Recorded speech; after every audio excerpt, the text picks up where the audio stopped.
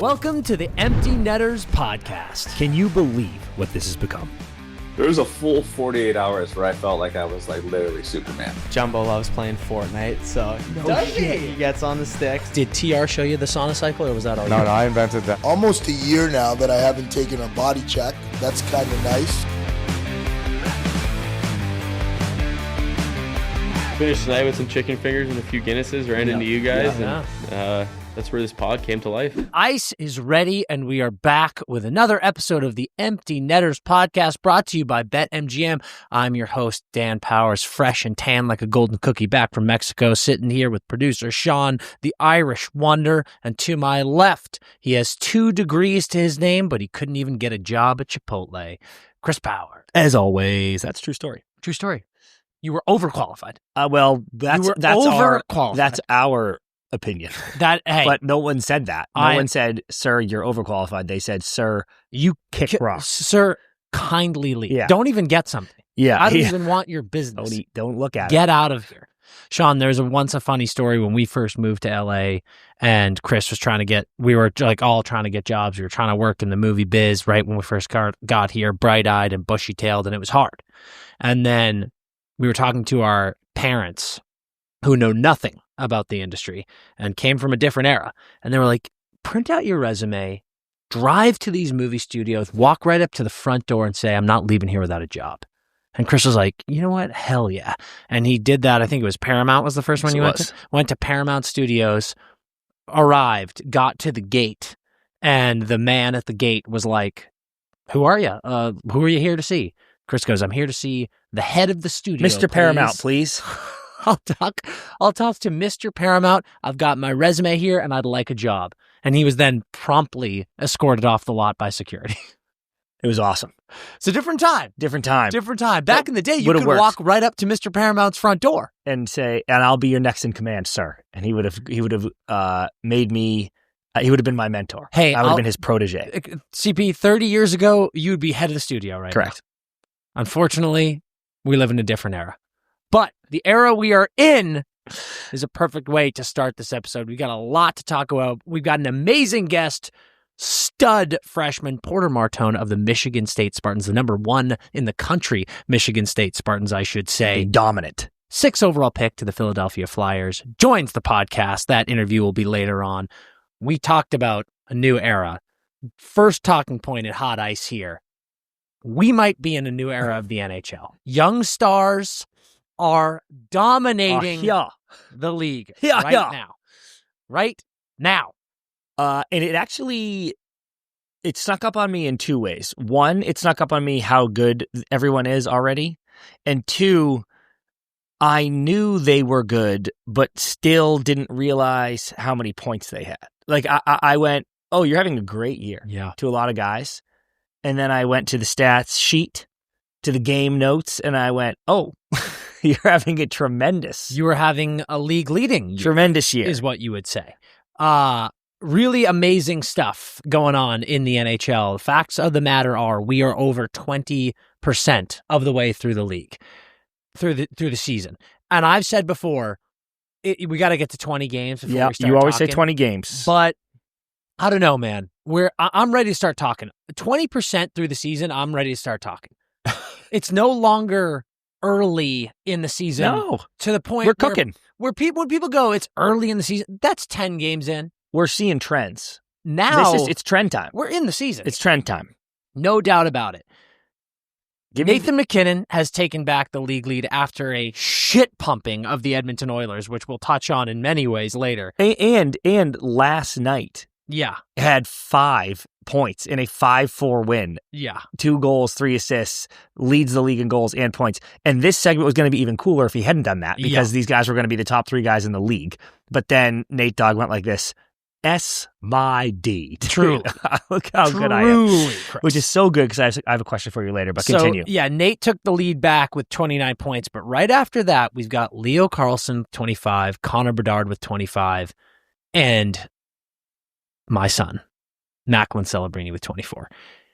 This is now a 4-5 day stretch where Connor, Mac and Leo have been in the top 5 in Yep. points. Probably more than that. Yep. Such. And also, everyone keep in mind, Monday morning. we're recording on Monday. We've got a mini frenzy day today. A lot of games today. Yep. So things will change, but these guys are on fire. And No, wait. it's There's only 4 games today. there's just kidding. There's only 4 games. Today. But things could change. Things could change. Things could change. So it is officially a trend, and it's unbelievable with what we're looking at here. We've got these 3 kids who are all under 22 years old. Yeah. Who are just lighting it up. Mm-hmm. It's unbelievable. So I have a bunch of thought exercises from this that I want to talk to you about. One, let's talk international implications. Okay. You're jumping way ahead for me here, but that's okay. I like it. Okay. Let's do it. International implications. Yesterday during Hockey Talk, all anyone wanted to talk about was let's keep it with Canada for now. Do Connor and Macklin make Team Canada and go to Milan? Now, I want to say that obviously we love both these players, and I will not hide my bias. We have a close personal friendship with Macklin. He is my blood. He's literally my child. Yep. So obviously I am going to pump his tires as much as humanly possible. And can I read you? This was NHL.com, October 29th. Absolutely. So this just came out, 2 weeks ago of their projected rosters, and I'll just do the forwards for argument's sake. Sam Bennett, Anthony Cirelli, Sidney Crosby, Brandon Hagel, Nathan McKinnon, Brad Marchand, Mitch Marner, Connor McDavid, Braden Point, Sam Reinert, Mark Scheifele, Mark Stone, Nick Suzuki, Tom Wilson. And the notable omission was Seth Jarvis, Which is insane. Which is insane, with the addition of Suzuki, right? And Wilson? Or no? And Wilson. And Wilson. So just think about, as you're having this conversation and you are listening in your car at home or whatever, think about the names that are already omitted without even those 2 being named. Correct. So unbelievable players just listed. And yeah, like Seth Jarvis, not like on. We're about to say, we're about to have a conversation about Mac and Bedsy, and I'm like, Seth Jarvis just got cut. So here's my take on these guys. Now, obviously, Connor Bedard and Macklin Celebrini are tied for 2nd, Connor Bedard, and 4th in the NHL in points right now. They are both playing out of their minds phenomenal hockey. They are both on teams that are probably not making the playoffs. Yep. And Blackhawks fans will get into that. We'll get into that. There is no doubt that these guys are obscenely talented. I also want to say Olympic ice is a thing, and people keep saying how much they're going to be flying around on Olympic ice. You want guys, water bugs like that who are buzzing around. And I think a lot of people have always talked about, particularly last year, how good Macklin's 200-foot game is. I want everyone to hear loud and clear. Connor Bedard, I think, has been fantastic. 200-foot. He's improved his defensive game. We saw that amazing takeaway goal he had against Calgary where he stripped it, nasty. came in. Beautiful, beautiful stuff. Now, where I don't want to say advocate for them not making the team, but where I will show understanding if they don't make the team. I'm not an olds guy. Never have been. Yeah. And when it comes to Olympic rosters, I'm usually always on the side of like, dude, don't give me a break with this. Take this 36, 37-year-old player who's got Olympic games under his belt and this and that. Get the young guys. Yep. I'm so heavily on that. What I think people need to consider is I look at Bedard and Macklin playing center. That's their preferred position. I've said it a bunch of times. I think Bedard should be a wing. And frankly, if they're going to make the roster, that's probably where they belong. When you look at the centers on Canada's roster, to be simple with McDavid, McKinnon, and Sid. It's like, where do these guys fit if they're going to play center? And then you bring up a guy like Suzuki, who I think when we're talking about a full game, I do probably think Suzuki is above them still. I know that these guys have more points, but Suzuki's right behind him. Yeah, and he's right there. And he's just like, he's looking very, very, very smart. He's got 16 assists, second in the league in assists. So I think my big thing with these guys is, if you want to win a tournament like this, you look at Four Nations. You do have to think about the talent on other teams like USA and Sweden, and the guys that you're matching up against. You need to roll 4 lines, and that is why you do want a guy like Sam Bennett, a guy like Tom Wilson, a guy like Anthony Cirelli, who are just really, really talented and experienced players on playing in terms of playing every role and playing against other teams' best lines. I know Mac and Connor are doing that, but are you shutting down those best lines? Not really. Mm-hmm. That's why it's a conversation. That's why you need a guy like the people we just mentioned. And I do think I saw a few people online being like, Brad Marchand is going to be on the outside looking in. I understand that from an age perspective, but I also don't understand that when you consider the Florida Panthers picked up Brad Marchand, and if not Sam Bennett, it probably was Brad Marchand winning Conn Smythe on that team last year. Correct. And he's look at now his season. Yeah. leading the team. And obviously, the Panthers are struggling, and they have guys like Kachuk and Barkov out of the lineup, but he's leading the team in points. And I'm like, you want Brad Marchand off this team? Yeah. And that's another guy. You have guys like Sid and guys like Nate who are certainly like, no, Brad needs to be on this team. So it's a really fun conversation. These two are absolutely going to be considered, and if not make the team, it's way harder than it looks. And I think there are just fans, Blackhawks fans, Sharks fans, who, especially some of these like Gen Z fans who are like, they literally stab you in the jugular with a shiv if you say anything bad about these guys, and they want to see them on the team. And I know people go, oh, it's good for the game.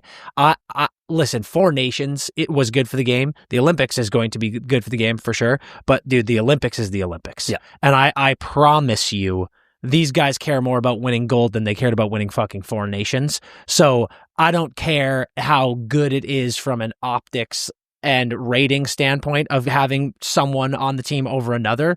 Winning gold is all that matters. Correct. So if they don't make it, that's why. Yeah, dude. And this, they are going to make so many Olympic teams. It's so fine. Yeah.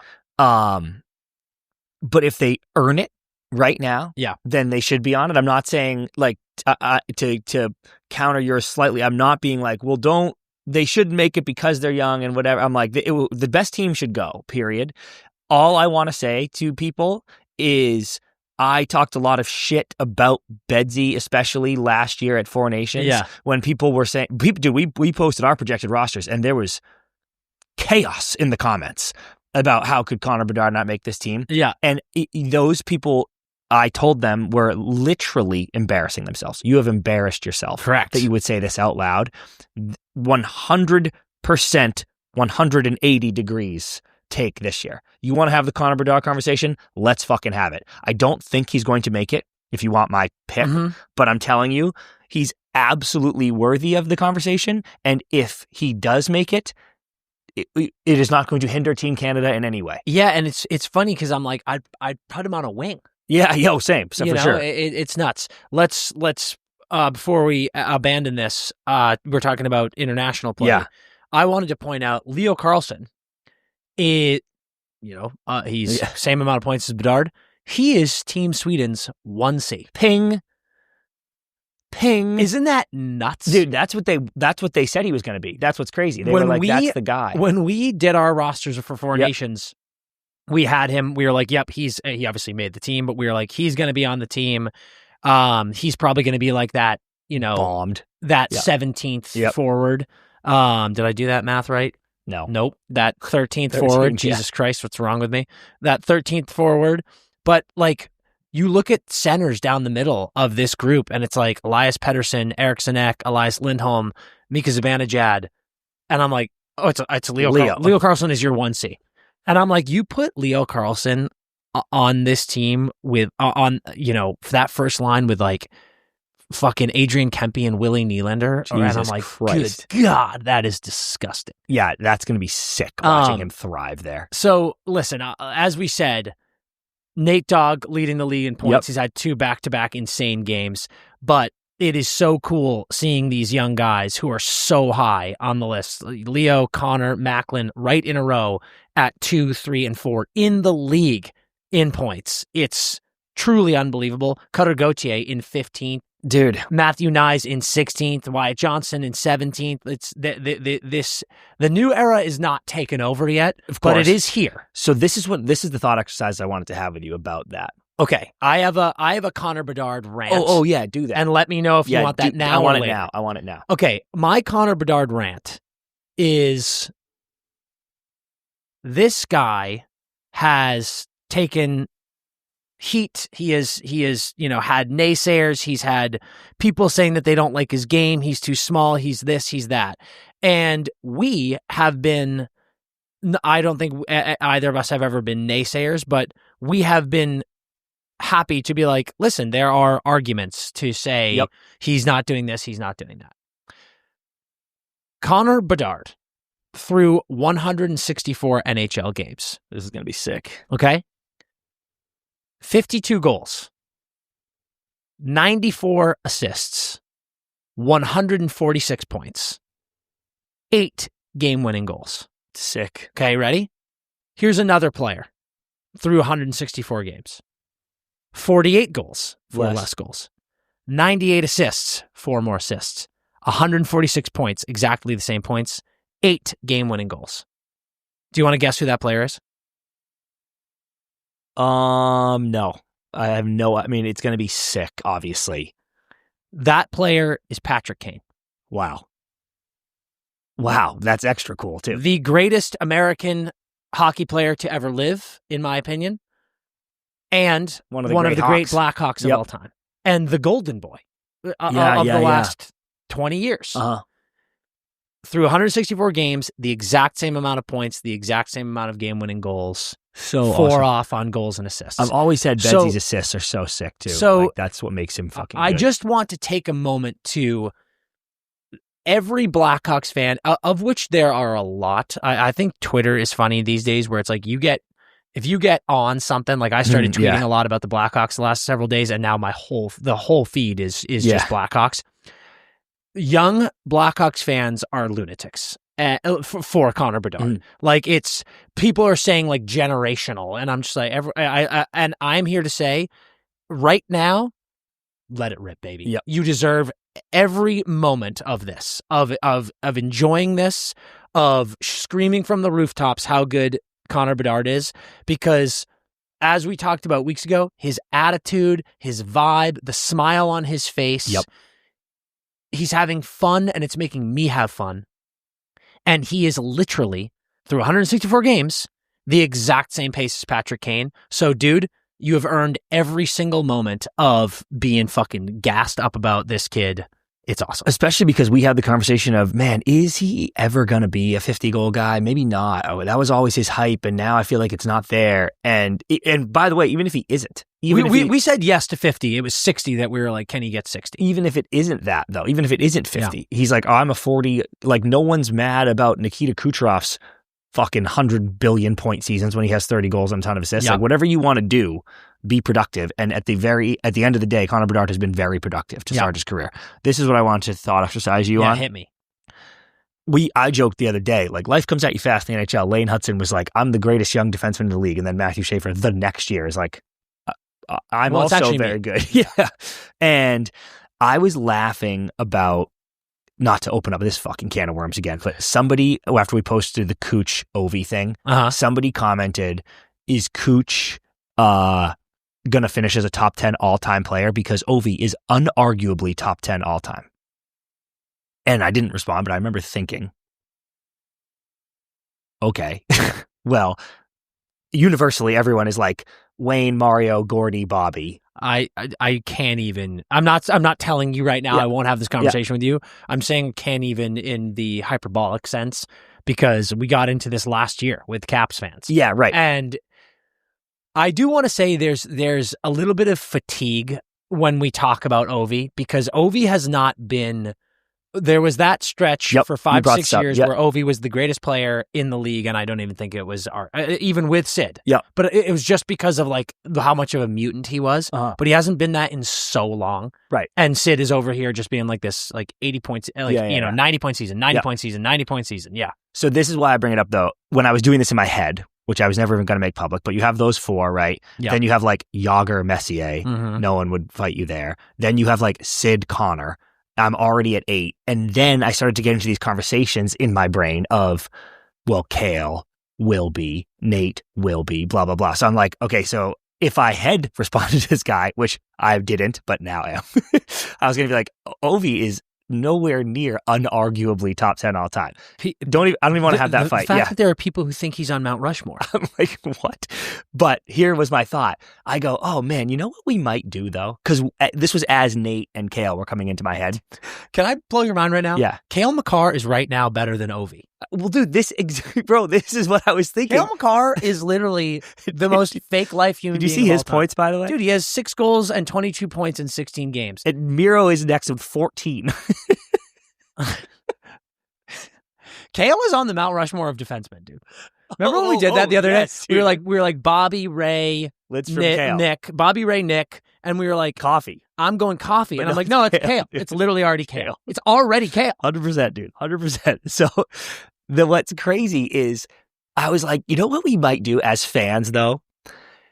Being the best player in the league, Yeah. any league, whatever sport you yeah. follow, being the best professional player in that league, even for one season, Sure. is an unthinkable 0.0001% chance that you exist. Yeah. Right? Like the fact Crazy. that Connor, and I'll even give you like top 3 in conversation. So being a Connor, being a Nate is incredible.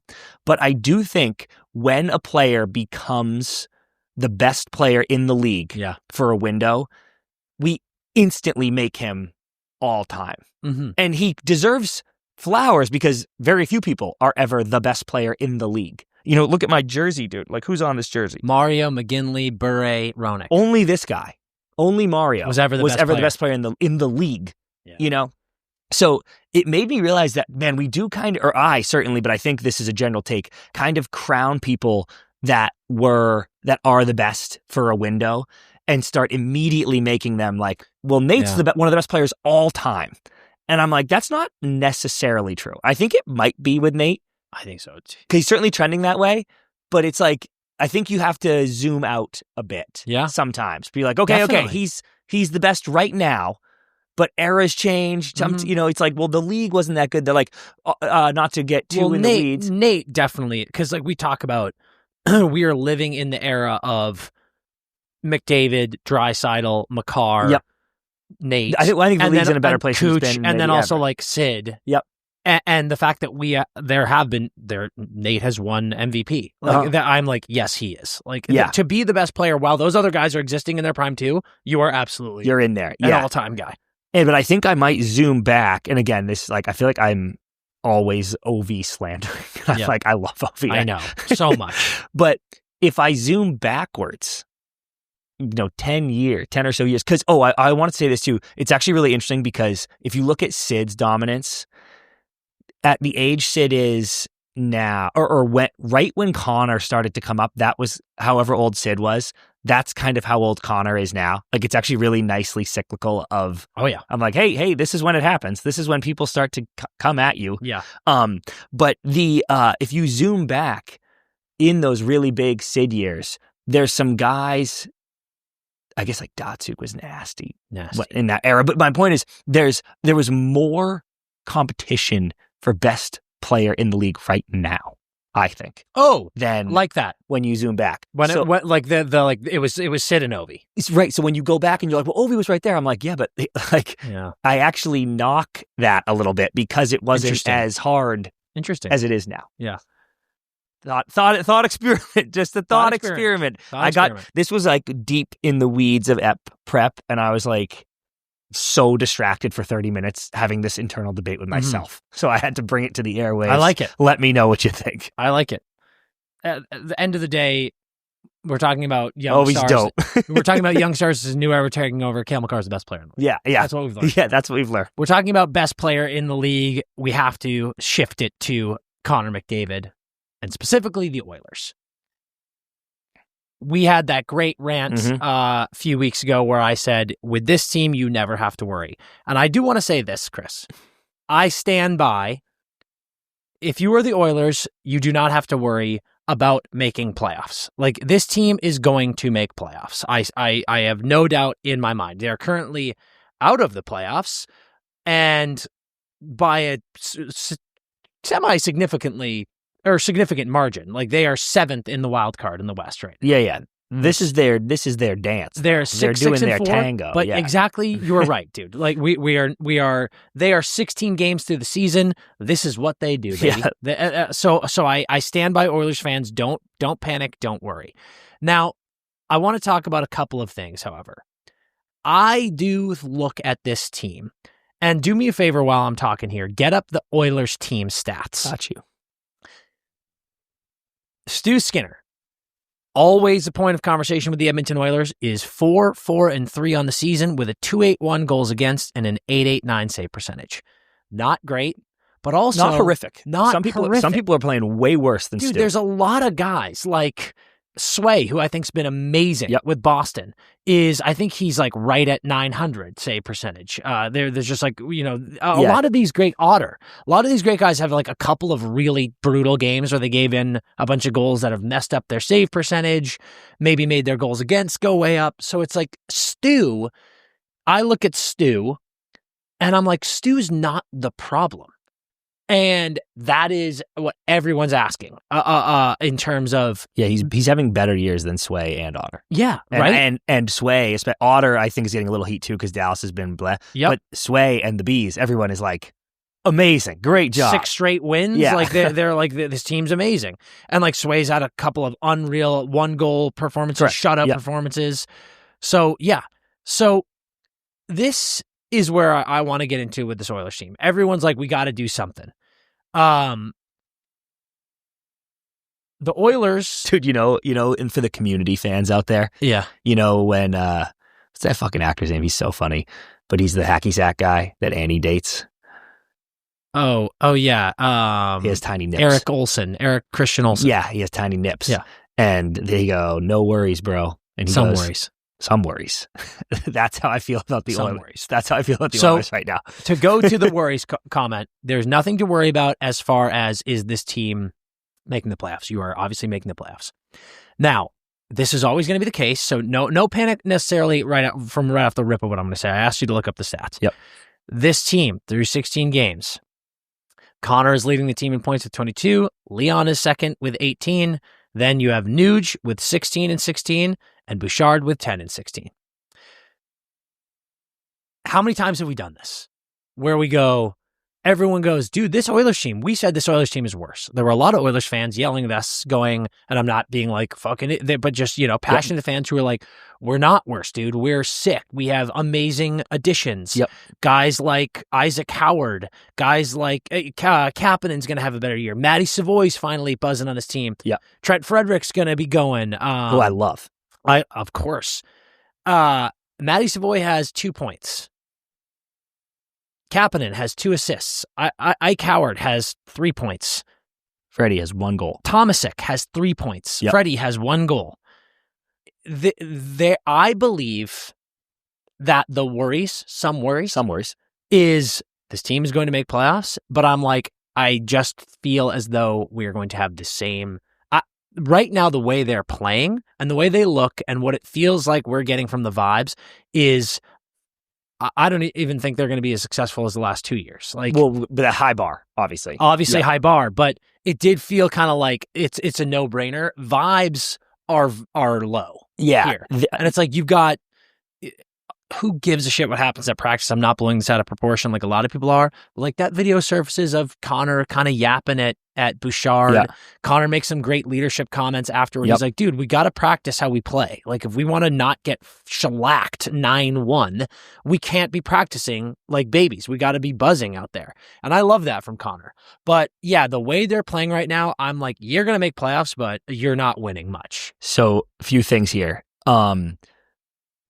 You're the plus minus god, but it is hard for me to look at an Evan Bouchard 2 goals, 8 assists, 10 points in 16 games. Always going to produce. You just paid him a shitload of money. -11. -11, dude. And I'll even go as far as Connor McDavid, 22 points.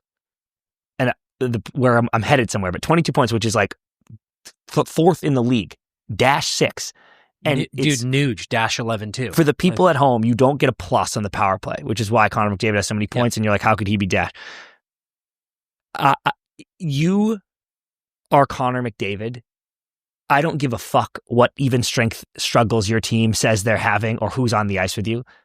That is insane. Like, dude, Connor McDavid's line should be winning every time he goes out on the ice. Yeah, it's hockey. It's pro hockey. He plays against good guys. It happens. But like, that can't happen. This team's 500. And who would you say are the top 2 defensemen on this team? Bouchard and Christ. Ekholm. Yeah. Bouchard is a -11. Ekholm is a -9.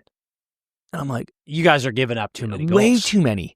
So here's the thing that I want to say about the Oilers is this. I think you're still right. They're making playoffs. I wouldn't worry legitimately. No. You go through these bumps in the season, and Connor's being a great leader, and I have only incredible things to say about Connor after everything that happened this summer. I have so much respect for him. He's ironclad, dude. Yes. So you're fine. Teflon Con. You're fine.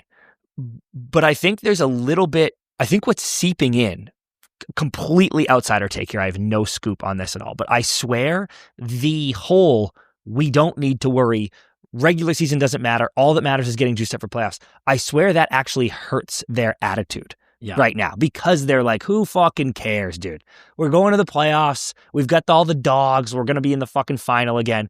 And I'm like, okay, because Florida has been proving that too, where they're like, we're hurt, it doesn't matter. But I'm like, it's a energy thing though. Like, you need to care, or attitude more than energy. Because I think some teams get stuck in an energy where they're like, we go so hard during regular season, there's nothing left to give playoffs.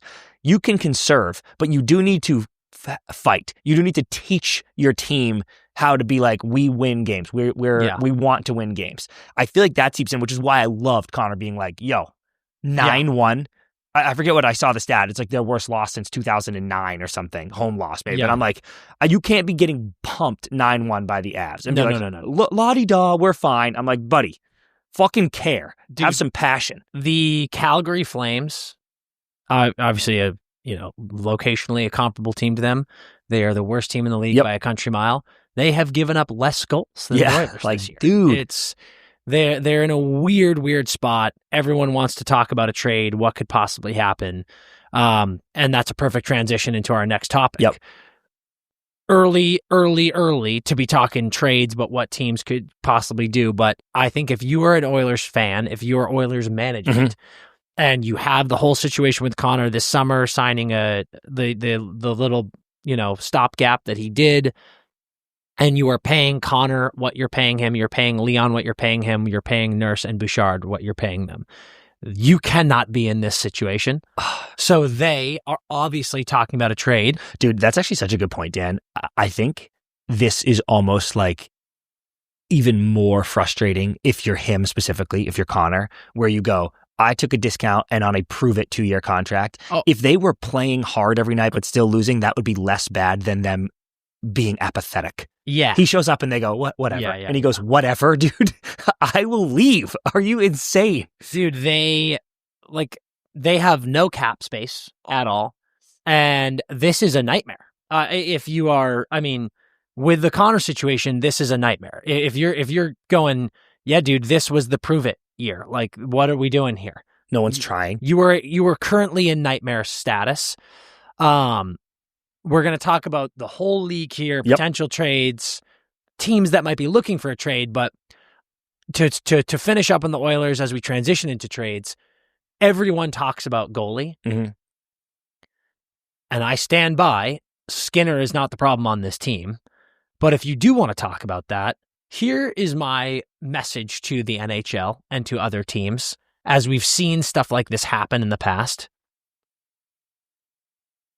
Any team that maybe has surplus at goalie, because you are not in the business of giving up your goaltender. Right.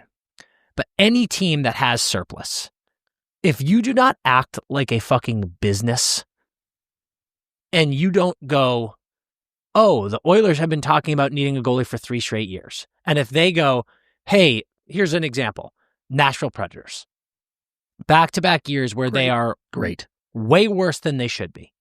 And they have UC Saros, who we believe is an elite goaltender. If Edmonton comes calling for UC Saros, and you, Nashville, do not go, and people, please calm down. I'm just saying from a business standpoint, if you don't go, okay, give me Leon Draisaitl. Yeah. You're an idiot. Now, you begin negotiating. Yep. But my point is, you know how desperate the buyer is. You have leverage. Yep.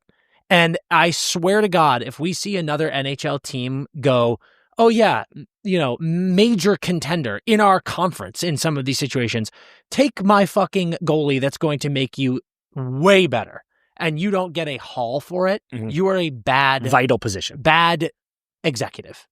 That makes me lose my mark. Do you think, though, and obviously they'd never give up Leon, but do you think teams should bite the bullet more for that goalie? Like, I know you can't, it's such a hard trophy to win, so it's not like, oh, snap my fingers, but I'm just kind of like, I look back on the Canes, and I'm like, you wouldn't have had a single cup over the last few years if you had had a dog in net. I mean, we talk about it all the time with draft picks. I lose my shit when fans get mad about trading first-round draft picks for a great player. You used the draft pick on that great player. Yeah. It is like worth you it. Got a guy, yeah. Let's talk about the Florida Panthers. Yeah.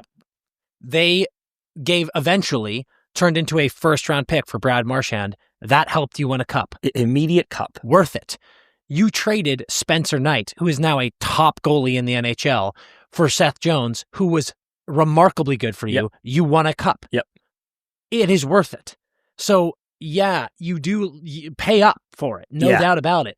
I think the ones that are sketchy are these prospect goalies that, Askarov is a great example, but I think he's great. But goalies that are just legit, I'm like, that goalie's great. Yeah. Like Markstrom. Yep. I'm like, yep. Get him. Go pay get him. for it. Absolutely what was pay that? for What it. did they give up? I forget, but look it up. God, but yes, pay for it. Crazy thing the Preds goalie situation is with. Like, we were like, oh my God, they're like a couple years ago, I was like, they're going to trade Saros for so much than just usher in Askarov. They're going to be the best team in the league. And they're like, we miss playoffs every year. We lost Askarov for nothing. And now we're going to trade Saros to the Oilers for nothing. Yeah. Like, Jesus Christ. So it turns into, to finish up on the Oilers talk in this, it turns into, round pick. Like you look around at teams, like look at how good Dobesh is for the Habs. And they've got Fowler waiting in the wings. Do you think about trading Montembeault? Yeah. Montembeau's has had a bit of a struggle so Team far this Canada year. 4 Nations. 3.46 goals against, 8.64. Like that probably wouldn't be the highest ticket. Yeah. And then here's a huge one. Yep. Do you think the Islanders would consider trading Sorokin? Now, I don't believe the Oilers could ever figure out a way to afford Sorokin's cap hit unless they traded unless they figured out a way to move Nurse, which I don't think they can. So unless they traded a Nuge, unless they traded a Leon. But what do you think Ilya Sorokin's price tag is? So he's under contract for a long time. Long time. Yep. God, he's not that old, eh? That's crazy. No. But he's 4-4-2. He's got a 3 goals against and an 8.93 save percentage. The problem is, for a lot of people, a lot of people were like, he's the best goalie in the league. I know. And I think that narrative has not been the case for a long time. Agree, but he is an absolute game changer. Yes, he was 6th in Vezina voting last year. Just so people know, 8th the year before that. The problem is, all of a sudden, I think the Islanders... Something I need people to know about Ilya Sorokin real quick, sorry. Yeah. Ilya Sorokin, since his rookie year, he was 6th in Vezina voting, 2nd in Vezina voting, and 9th in Hart. 8th in Vezina voting, 6th in Vezina voting. Yeah. So he's a good goalie. He's great, dude. The problem is the Islanders look exciting enough right now. I know. And he's under contract for too long to not have him part of the plan. Like, you're looking at this going, well, over the next 6 years he's under contract. we are going to get good, and I want him. I want to have a good goalie because he's only 30. Yeah, it's so hard to get a good goalie, so I'm not going to give him up when we're trying to like come back into this thing. So we don't even need to talk about it. I just said, would they consider it? I think the answer is no. I think so, but if they were worse right now, and if Schaaf was worse, or Schaaf wasn't even on the team yet, I'd be like, trade him, dude. Trade him. Because it's not in the plans. You would get so much back, which would help the rebuild. But they look competitive enough. But that would be sick, dude. Like, what big goalie could move legitimately? Such a hard. I think position to Saros.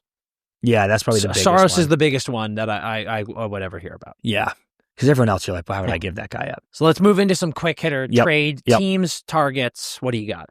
Well, the one on NHL Writers was Mason Lohrei. Comes up all the time. Yeah, it's absolutely moronic. I won't hear it. I literally won't even spend time on it. Okay. But it is like, it's just stupid. Agree. You know what the exact same comp is? Brant Clark in LA. Yeah. To me, it's so stupid because what it is teams go, oh my God, look at that young, really good defenseman. He should be traded. Yeah. People should go trade for him. No shit. Someone wants him. And there are people who talk about Lohrai's defensive abilities. Dude, it's his like second year in the league. Give him some time to adapt. He is an offensive weapon. He's a huge body. He will figure it out. Let me do this with you actually for trades. Because there are teams that are not going to make playoffs for sure. And we talked about this being like, should you just start tanking for McKenna? And I'm like, yes, 100%. Like if you're ignore the they have too much talent, but the Sharks should start tanking for McKenna. They shouldn't be sellers. And what I mean by sellers is your top assets. Of course, you're going to sell some guys if you're out of playoffs, but I want to go down rapid fire with teams and go sell top guys. Because do you think that we need dude, I don't believe in tanking. I think losing is a disease. Yep, me too. I think tanking begets bad vibes. You should not do that. And when I look at the Sharks with Askarov and Net and Mac, Will, and Misa, I'm like, you don't need McKenna. Agree. So I'm like, I think that's a terrible idea for the Sharks. Well, just getting okay, that's not the conversation. Should these teams be selling their top guys? Not the Sharks. Agree. That's what I just said. It's like Calgary. How is Rasmus Anderson still on your team? Yeah. How is Nazem Kadri still on your team? Yep. Calgary, yes. Edmonton, no. Vancouver, yes. Yes. Sharks, no. Because Vancouver is they are. What is it? Oceanic Flight 815. Yeah. Like they are. You are in limbo, dude. Yeah. Like they. Holy hell. Yep. They need to figure something out for sure. Sharks, no. Kings. No. But the Kings. Careful. Yeah. Kraken. No. Agree. Knights, no. Ducks, no. Blues. Dude, not yet for me because I believe in Monty so much. Me too, but I do believe the Blues. We always say coach is the easiest chopping block guy. I think the Blues have a culture problem. I really do. That's why I think he needs to make it his. I think that they should have a fire sale of players. Boom. Preds. Bye. Dude, I can't believe it. I was wrong about them. Yeah. Stammer. Get him out. Save him, dude. Save Stammer. Dude, save him. O'Reilly's presser the other day was like the most depressing thing I've ever seen. Yep. Like he was like, I suck at hockey. Yeah. And so do all of us. Yep. I was like, Jesus. Wild. No. But you're bad. Yeah. Well, they're climbing. Mammoth. No. God, no. No. Jets. No. Hawks. No. Stars. No. Avs. No. Jackets. No. Caps. No. Even though like those teams are not good. Rangers. Yeah. Yeah. We're probably going to do it next episode. I almost made the Rangers a topic of discussion today because their fans are like, dude, this team is full of bullshit. And the amount of their fans, Chris, were like, best road team in the NHL, dude. You're telling me we can't make a cup run? And I'm like, what is going on with the lack of brain cells? 6-1 at home. Anyway, move on. Islanders. No. Flyers. No. Penguins. No. Devils. No. Canes. No. Yeah, we're in a weird space. Sabres. Not that many teams. Yes. You think? I think so. Like, what the fuck, dude? Like, what do we do? I guess that's all they do. Yeah, but and like, also like the Sabres have, they're in dead last. So, but there's no one. Oh, unfortunately, dude, they have too many young guys. Like, Right. and I don't even want to say them. I can think of like 2 guys that I'm like, yeah, maybe trade that guy. But like, so keep in mind, there's going to be a ton of sellers at the deadline. We just said no for most of them. I won't even say the rest of the Atlantic because they're no's. But you did mention one guy that you were wondering if it could ever be traded. Yeah. And I want to be very clear before I say this. And there's no chance I'm saying this out loud, so you can do it. Yeah. I want to be very clear. No one kill me. No one get mad at me. This was brought to my attention during Hockey Talk Sunday by a Maple Leafs fan. Yep. To which I posted it and I said, this is an insanely spicy take. And we got so many DMs from Leafs fans who were like, I actually completely agree with this. So this is a Leafs fan. I'm not speaking for the Leafs fan base. I'm talking about a small sample size of a lot of Leafs fans. Yep. They suggested that the Toronto Maple Leafs need to trade Auston Matthews and start again and rebuild around a different group. Now, I have said several times, I think William Nylander is the maybe not most talented, but I think he is the all-encompassing best complete full player on this team. And the idea of these Leafs fans was to trade Auston Matthews and get a fucking haul and rebuild around William Nylander and Matthew Nice, who, by the way, this team through 16 games, William Nylander has 23 points in 13 games, by the way. Sicko. Tavares, 21 in 16, and Nice, 20 in 16.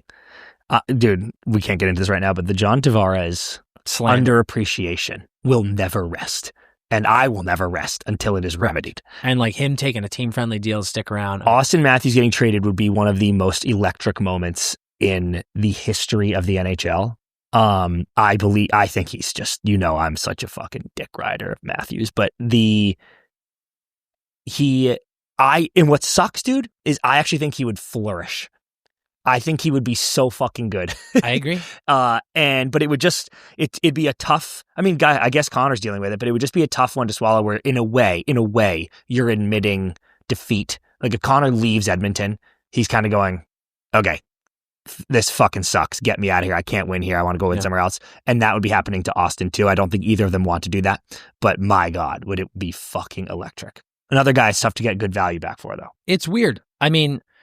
The Maple Leafs are 4th in the wild card right now at 8-7-1 through 16 games. Like, again, we're very close to 20, and you are and this is not a team, in my opinion, CP, that has the leash that Edmonton does, that Florida does of like, you guys struggle early on. It's like this Leafs team, especially after losing Marner, has zero leash to be doing this. Agree. And say all you want about we were 1 win away from beating Florida. I don't think you were that close. And then what happened in that game 7? In that put all your chips on the table. You got fucking embarrassed. So, listen, this was not my idea. Yes, important. This is not my idea. It'd be fucking insane. But it would be insane. And I don't know, dude. I think that there's maybe a world where it would benefit everyone. He would flourish. But also maybe they would. Yeah. Think about what you would get, and like think about the cap space that you'd get for him. It's not my idea, and I'm not saying that they should do it, but I'm saying it is an idea that fans are going. We're ready to start building around someone. It is an idea. Some fans, not the fan base. Some fans. All I'm saying. Perfect time to take a break, cool our jets, and come on back. Hockey season is back, which means we are buzzing with the BetMGM crew and all the incredible promotions they have cooking. My favorite one is the Hat Trick Jackpot. If you download the BetMGM app and you sign up for promo code NET, or you use promo code NETTERS, that's NETTERS, then you can get up to $1,500 back in bonus bets if your first bet loses. So you bet on anytime goal scorer. If they don't score, you've lost that bet. Psych, you can get up to $1,500 back in bonus bets. If they do score, boom, you won that bet. Take the money, boom. Take it right out, withdraw, bang, put it in your bank account, buy yourself dinner. Amazing. And if they get more than 3 or more goals, you are entered into the Hat Trick Jackpot jackpot, which means you split your share of 10 G's in bonus bets. How sick is that? So you are missing out, and I want you to stop missing out. So please go download the BetMGM app and use promo code NETTERS right now. We're back, and it's time to get back in class. Nice sweatshirt, Dan. Unbelievable. Look at this. New merch. Go to VGHC.com. Nice collab. Netters and Violent Gentlemen. Look at that on the sleeve, too. God. Absolutely beautiful. Animal House meets college hockey. We're doing it. We're doing Netters College Puck Drop in the episode here. We've got some shuffling going on at the company. We're just buzzing to the end of the year, so we're going to be putting the College Puck Drop into the episode here, getting all of your college coverage. Do not worry. We had a wild, wild weekend of college puck, so we're getting into it right now. Beautiful stuff, but again, you want this amazing collab college hockey hoodie, VGHC.com. You'll see it right there on the main page. Sick collab, Netters and Violent Gentlemen. So, Dan, the downside of having to do this on Monday is the new rankings aren't out yet, but the plus side is then we can make up our own. We can do them. We can pick. So, obviously, Michigan State would stay number one after a dog. No question about it. I got to give it to him. Listen, we said at the top of the episode, Porter Martone on this episode, I was a State fan this weekend, and it cost me dearly. Yeah. It cost me dearly. You know what? Actually, let's do weekend highlights, then we can try to hash out our ratings. Okay, I like it. First one team I wanted to call out in a good way is a team that I personally have given a bunch of shit to across all our college puck drop episodes, and that is the Denver Pioneers. Simply because how many times did I say one step forward, one step back, one step forward, one step back? They would beat someone, lose to someone bad, beat someone great, lose to someone bad. And it was just an inconsistency I don't think you see often with that program. Now, longtime Denver fans, call me out. Maybe in the regular season, especially early in the regular season, they do this all the time. Usually I'm tuning into Denver once we're into conference championships and Frozen Four and tournament action, where they're unflappable and dominant and murdering my BC Eagles all the time. But so far, they have not looked like this ultra mega threatening Denver program. They traveled to number 4 Western Michigan this weekend and beat them 3-1 and 6-3. 2 road wins out a top team in the country, hostile environment. That's a signature weekend in, I guess we're calendar turn to November now, but that's the Denver Pioneers where I'm like, look out. That's the team they want to be too. Huge weekend for them. Dude, they were fantastic. It's cool when you see a program like that with so much pedigree and you can see the talent. Yeah. When they maybe get to a slow start or skid a little bit, and then they're just like, no, we are who we are. Because there's a lot of teams that don't do that. Yeah. Oh, my God. So Denver just coming out being a fucking beast against a very good team, I was like, oh, yeah, this is fucking huge. Amazing. Like, they are so back. Yep. And it's a team, too, when you come up against them later down the line, if you're another one of these programs, and you're like, Denver might be slipping, and then they do this against Western Michigan, you're like, oh, fuck, maybe they're not slipping at all. My favorite team in the country right now, aside from Michigan, is Duluth, dude. Good. When the hell are people going to give Duluth the respect they deserve? Dude, like runaway freight train. It's insane, brother. Like, this team is so fucking good. They do another sweep over St. Cloud. But Duluth, man, is just like all these Minnesota schools. They've got natties under their belt, of course, but it's like, I feel like they didn't get enough talk at the beginning of the season, and they've come out here every single weekend, and Minnesota Duluth is just fucking rolling. Yep. Plant Bros. Dude, buzzing. It's awesome. Funny one for me, Quinnipiac lost to Yale 4-2 at New Haven, but that weird, we talk to our Bauer guys all the time about how much of a rivalry that game is. So Quinnipiac, who I think came in at 5, is like, nice, we'll just go in and dust off the nerds at Yale, and then you get popped. And I'm like, dude, that is just, the parity this year is amazing, but you gotta have that game. But sometimes the rivalry picks it up. Another one I want to talk about too, a team that was 1 in the country in week 2, and then all they've done is lose over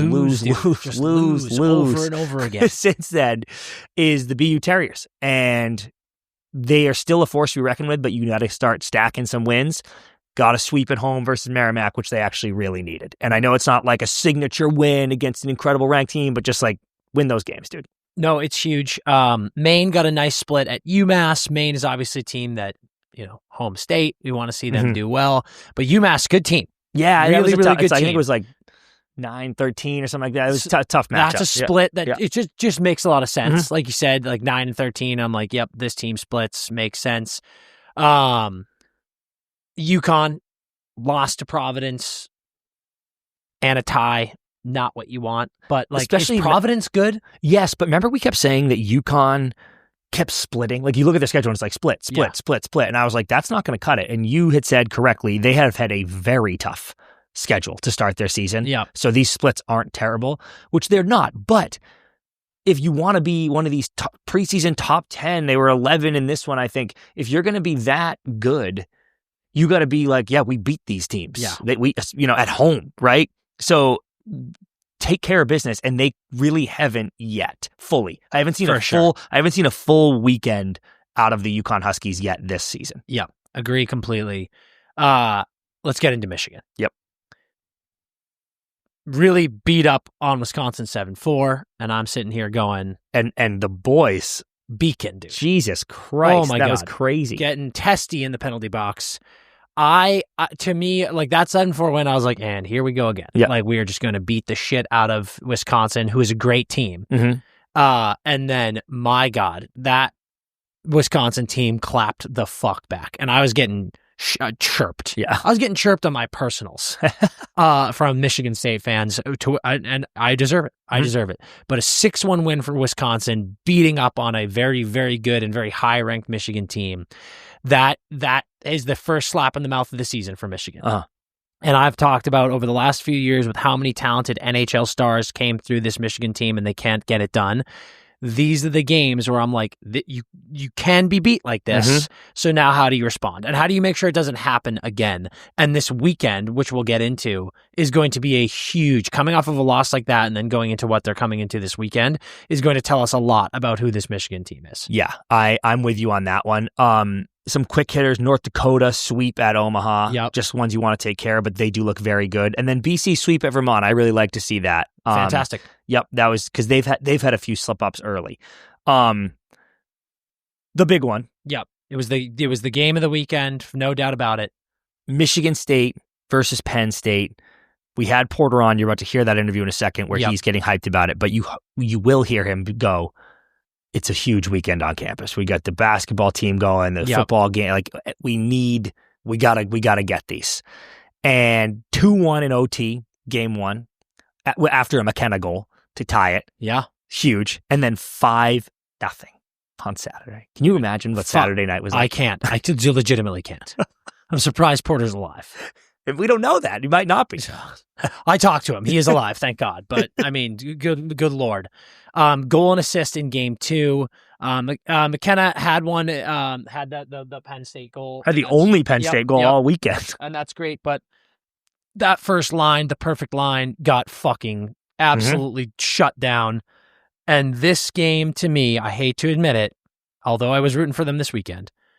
A weekend like this is when you go, this is undoubtedly the number one team in the country. Now, we gave Penn State some grief earlier in the season, but then they've been sneaky so good. Then they had such a great run, only one loss, and we were like, okay, no, they're legit.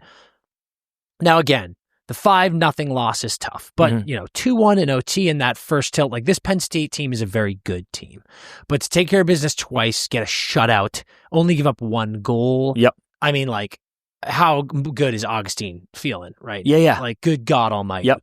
So this Michigan State team, they are the steal of college hockey right now. Holy shit. Yeah. Oh, dude, it was a dominant weekend, and the ones.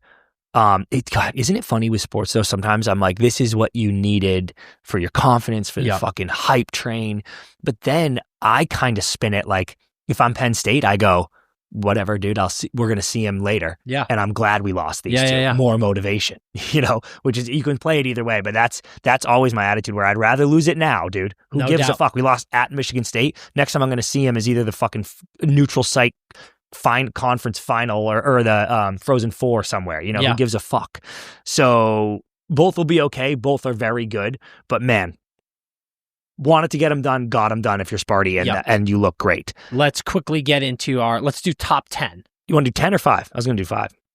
I'll do 10 with you. Let's do 10. Michigan State 1. End of discussion. End of discussion, no doubt about it. I think Michigan 2 still. No.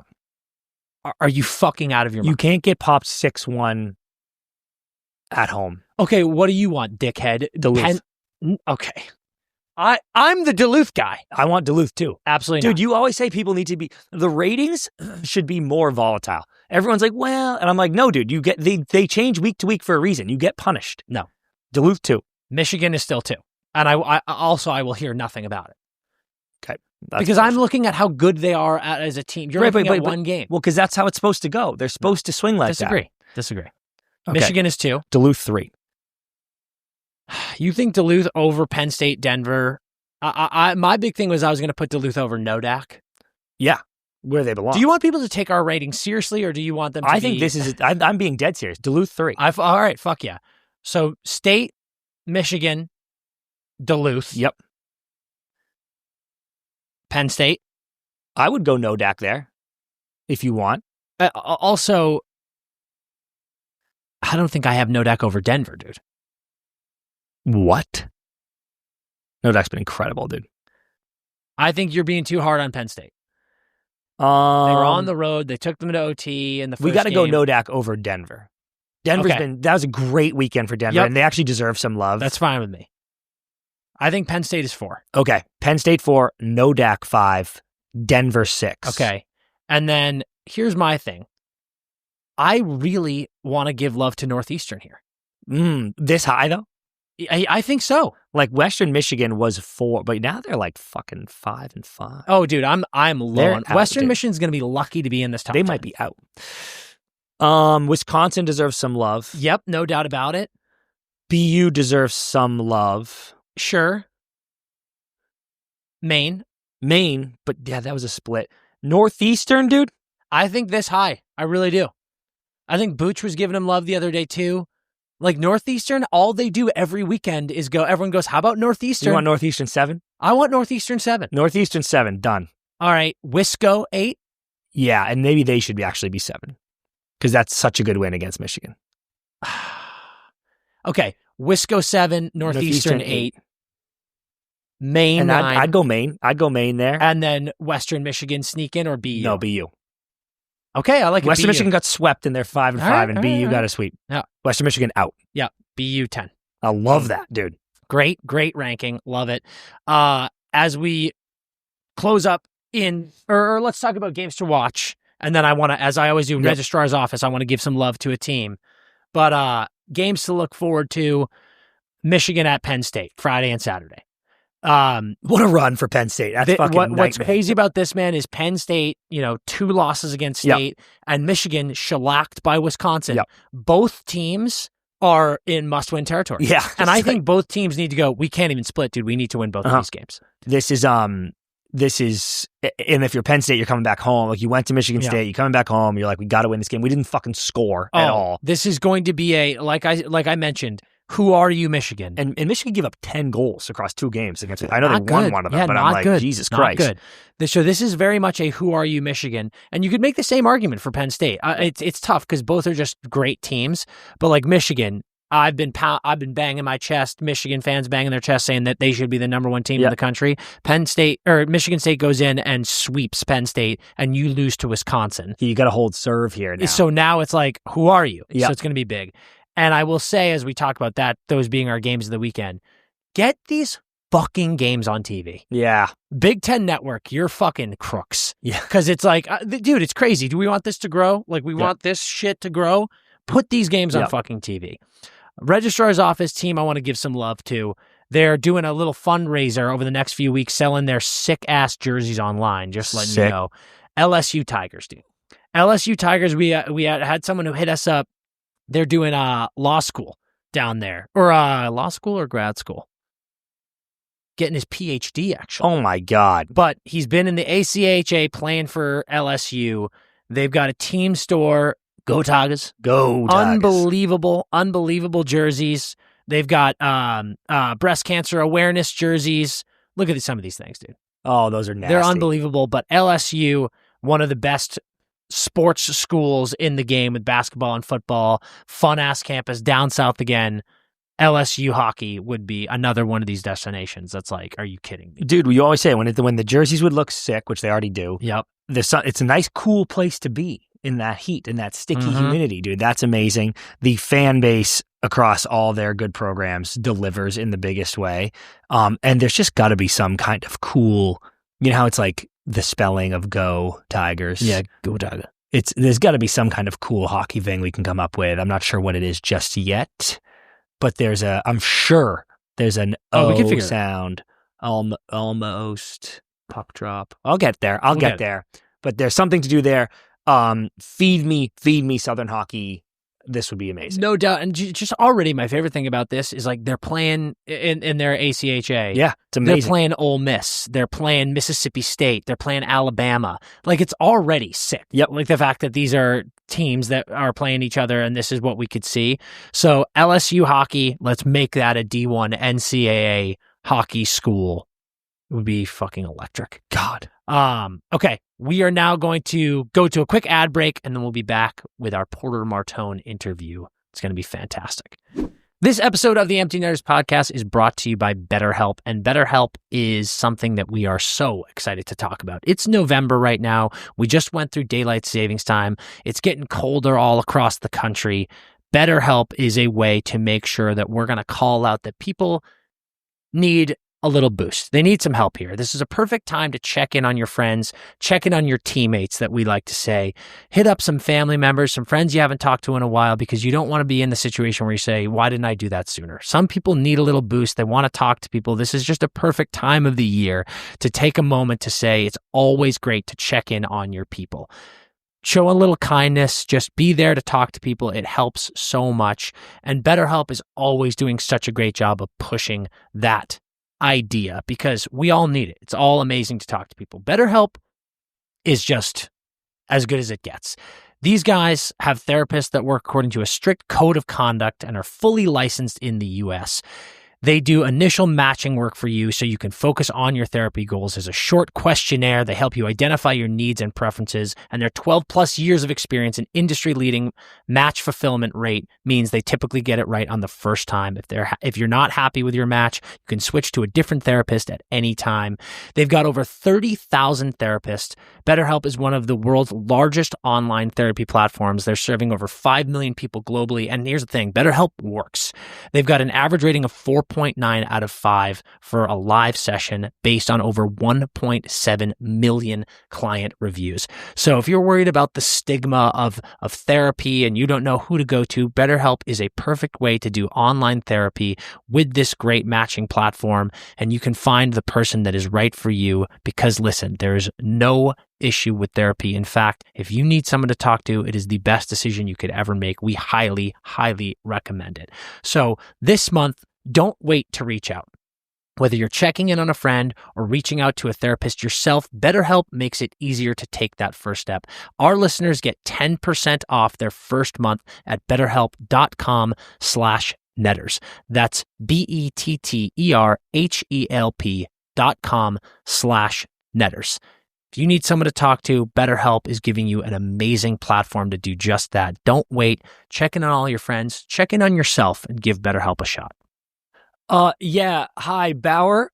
This holiday season for Christmas, I was hoping if you could just make a new stick that feels like a mid kick, but it shoots like a low kick. You already made it. Oh, it's the Pulse. Wow, that is incredible because I would like to introduce you to the latest kick point innovation. There are 2 different energy zones in this stick. Okay, it gives you the mid-kick feel, but a low-kick release. So now you have new levels of speed and accuracy to your shot. And it's not just that. The Pulse would never stop just there. They would never do that. They actually now have a raised ink design on the shaft, which gives it this premium feel, next-level grip. Okay, so it's mid-game. Your hands are getting sweaty because you're playing a lot. My hands getting wet because I've been handing water balls to people all game. All right, I'm not getting in the game, I'm handing the bottles out. But either way, I want that raised grip. The Pulse has that too. And It's a stiff and lightweight blade core, so I can rip shots still, but it still feels smooth. It's literally like back to the wood days with feel on the blade. So I can control rebounds. I can make smoother passes, but it doesn't help or doesn't hurt anything with how hard I want to hammer that baby. Okay, the Pulse is really doing everything. It's got new balance. It's got new weight ratio. It's actually the greatest stick of all time. I have loved it so much. Bauer sent us one in this fancy new box. I picked it up. I could barely see. We nearly went blind seeing the Pulse for the first time. It brought my heartbeat back to life. Just holding the thing, feeling the puck, stick handling on my shooting pad in the backyard, you can already tell the difference in the innovation of this stick. And it doesn't matter if you're playing pro, if you're coaching, running drills, or playing beer league like us. This stick will take your game to the next level. It is the most automatic Christmas gift. Picture the tree. My God, with the Pulse laying right there, no one will want to open anything else because it is the gift of the holiday season. I am loving it, and you need to get your hands on one. So level up your shot. Grab the new Bauer Pulse at Bauer.com. And next time you're on the ice, make sure it's with that Bauer Pulse. The best of both worlds in one stick, and you can pick it up right now. Bauer.com. So get your hands on this newest innovation and feel the difference.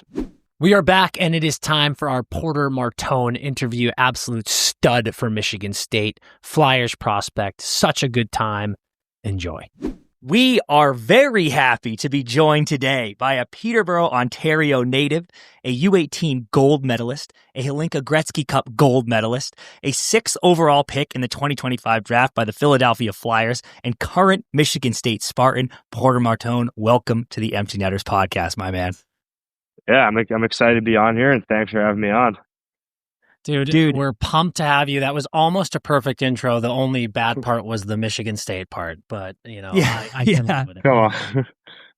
What's your team there? I'm a Michigan boy, but at the end of the day, dude, I gotta say you guys are fucking buzzing, and I'm thrilled to have you here. So for the next hour, I'm a Spartan. So cool. We can do that. Spartans got big rivalry there, though. I know. Oh my God, it's intense. Yeah, Porter, I gotta tell you. Or go ahead. I was gonna say I was excited. Like coming here, I was excited for the Michigan State football game, but we were up in northern Michigan when that was happening, so we didn't get to be here for the football game. But it's pretty special. Kind of a dagger that you guys start so early that you really. I know football season. Brutal. I also need them to work on the schedule so that shit doesn't happen. Because I need if I'm on that football team, I want the boys there at that game. You know what I mean? Oh yeah, I mean we've been to a couple, but I mean that one was just I heard it was insane. Just people we know around campus. It's just camp is just rocking. It's an absolute rip for sure. Dude, I'm really excited to have a bit of shared interest here because we do like to do our research with our guests and saw that you're a ketchup chips guy, which fires me right up because I'm a big ketchup chip guy. Chris is a big all dress guy, so we're not too far off. But then we went a little deeper in the research. Heard you're also a freak like me, and you put ketchup on everything. Yeah, so I mean, my roommates we're making dinner kind of bugged me a little bit, pasta and stuff and rice. But I've actually been evolving. I've got the ketchup into barbecue sauce now. So I mean, it's evolving a bit, but I still like barbecue sauce and ketchup on most of my foods. That's fantastic. So dude. wait. Are you saying you've evolved from a ketchup guy to a barbecue sauce guy, or you cross sauce and you do both? No, I've evolved. I think I've moved on to barbecue sauce now. Dude, so this is actually perfect, Dan, because you're the ketchup guy and I'm the barbecue sauce guy. So this is actually perfect. He's having the evolution of us. This is amazing. He's growing up, dude. Are you dabbling in the hot sauces yet, or are you just sticking with barbecue for right now? Not yet. I just got the barbecue sauce right now. But it's I think I've got a couple guys on it though. They get some ground beef and pasta and put the barbecue sauce on top. Oh, and dude, that's fantastic. It's honestly pretty good. Yeah, fuck yeah. That's a nice, healthy, lean meal. That's fucking beautiful. Dude, I love that you're cooking. I can't believe you're out here making magic in your little kitchen there. That's pretty special. I'm impressed. I know my mom would be very happy, but my roommate for sure. When I first got here, he kind of took it all, but he's been teaching me. So I'm growing for sure. Yep. Yeah, we got to get you. We slowly got to get you more adventurous because I know you don't fuck with spicy food. And Dan, he had said I saw an interview where they were like, "What's the most crazy thing you've ever eaten?" And he was like, "Seafood." And I was like, what? In general, dude. Canned tuna. Tuna fish, yeah. So we'll get you there. We'll get you more adventurous soon. Well, Porter, getting into the hockey days, going through your career and looking at your whole path to where you are now and where you will be going, you actually kind of had a unique path in juniors, which was wild. You were taken 5th overall by the Sting, but it looked like that team was kind of loading up with veterans to make a run at the ship, and you get traded to the Steelheads immediately. But you get to that younger team, get an amazing opportunity. You fucking are flying out there, 98 points in 57 games. What do you think that process of being drafted high by this team, but then getting traded immediately did to your brain and kind of helped you craft the hockey player you are and already sort of dealing with adversity, dealing with change, and not letting it affect your game? Yeah, I mean, that was pretty quick, crazy sequence. Like, you're a 16-year-old kid, you get drafted to, a small junior town, and, you think you're going to be there for, maybe at least 2 or 3 years. And then I actually remember there's a day, I think we played on a Friday night, and we won 7-1 or something. Like, the mood was just so high. I thought I played a pretty good game. And then you wake up the next morning, you get told you're getting traded. And at the time, it's like a shock. Like, you don't want this to happen. It was truly just crazy. You got to go pack up your whole life. And then I moved it down to Brampton at the time, and I went and played the next day. And it's just like, you're a 16-year-old kid. It's pretty hard on you. But, I think it was probably the best thing that, happened to me in my hockey career at that point. And, I went to, Steelheads organization. They gave me a big opportunity, and, just kind of let me run with it. So, I mean, I had an awesome time in both cities, but, it was pretty crazy as a 16-year-old kid. And I remember I was like calling my mom and my dad, and I'm like, I don't have a car. I don't have my license. I need to get picked up here and get, taken down to the Steelheads. But yeah, definitely some adversity, but, it was pretty cool to be a part of two great organizations. Man, I'm glad you kind of harped on the element of being 16 years old, because it's such a young age for something like that to happen. And that's kind of an influential thing. Do you think being a Canadian kid, juniors is such a big thing? All these teams, so many of your friends, a lot of the cases, siblings have played in these leagues, will play in these leagues. Do you think the idea of being traded is a little easier for a player like you to understand because you're around these junior leagues so much? Or do you think it still is something that at such a young age kind of hits you like a truck when you're like you said, I don't know how the fuck I'm going to get there. So funny, dude. Yeah. God. Yeah. I mean, I think it's this is the junior cycle. I feel like it's kind of the norm. You usually have like a high first round 16-year-old, get traded for an older guy, team contending. But, in your own mind, like, I'm thinking, like, yeah, I can help this team as much as possible. Like, I could be here to help them on a run. But at the same time, you have 2 19-year-olds who, are drafted the NHL or coming the other way. So, I mean, I seen it because I remember, like, just growing off of Peterborough, going to Pete's games, and you'd see, like, when they'd go for a U of high-end talent coming in, and, when they'd sell, younger talent come in. But I know it doesn't really change the fact. I remember I got traded with probably one of my best friends now. We got traded the Steelheads together, but we were like phoning each other. We're like we have a no trade clause. We're not going to sign it. We're just going to stay here. And we're like, what? No, that's probably not. And then we have our advisors and our parents tell us, like, yeah, that's probably not the best idea. But maybe don't pull that one out just yet. Yeah. But we end up going to the Steelheads together, and I think it worked out for both organizations. We had a good couple years in with the Steelheads, and the Sting there. Sarnia went on a little run that year. I think they fell short in the Western Conference Finals, but being traded is definitely a crazy sequence, and who knows, it might happen later in your hockey career. And luckily I've already went through it, so hopefully it won't be that crazy again. Yes, agree. But and listen, we don't love staring at the stat sheet, of course, but at the same time, when you're having that monster year and you get those 98 points in 57 games, was part of you being like, I gotta hit 100 here? Yeah, I remember it was coming down the end, and I think we already had our playoffs were already, we're set. I think we're the 5 seed. Like the whole conference was set, and, going into the last game. And I remember I thought maybe I was gonna get scratched. It was kind of mean in this game, but coach put me into. We end up winning the game, but also, it was close. And I was, you're a hockey player, you're a young kid, it's kind of in the back of your mind, but, it's still a good year. It wouldn't happen without people I was playing with and the teammates I had. But, it was a special year to be a part of the Steelers organization there. No Dude, doubt, man. It's amazing.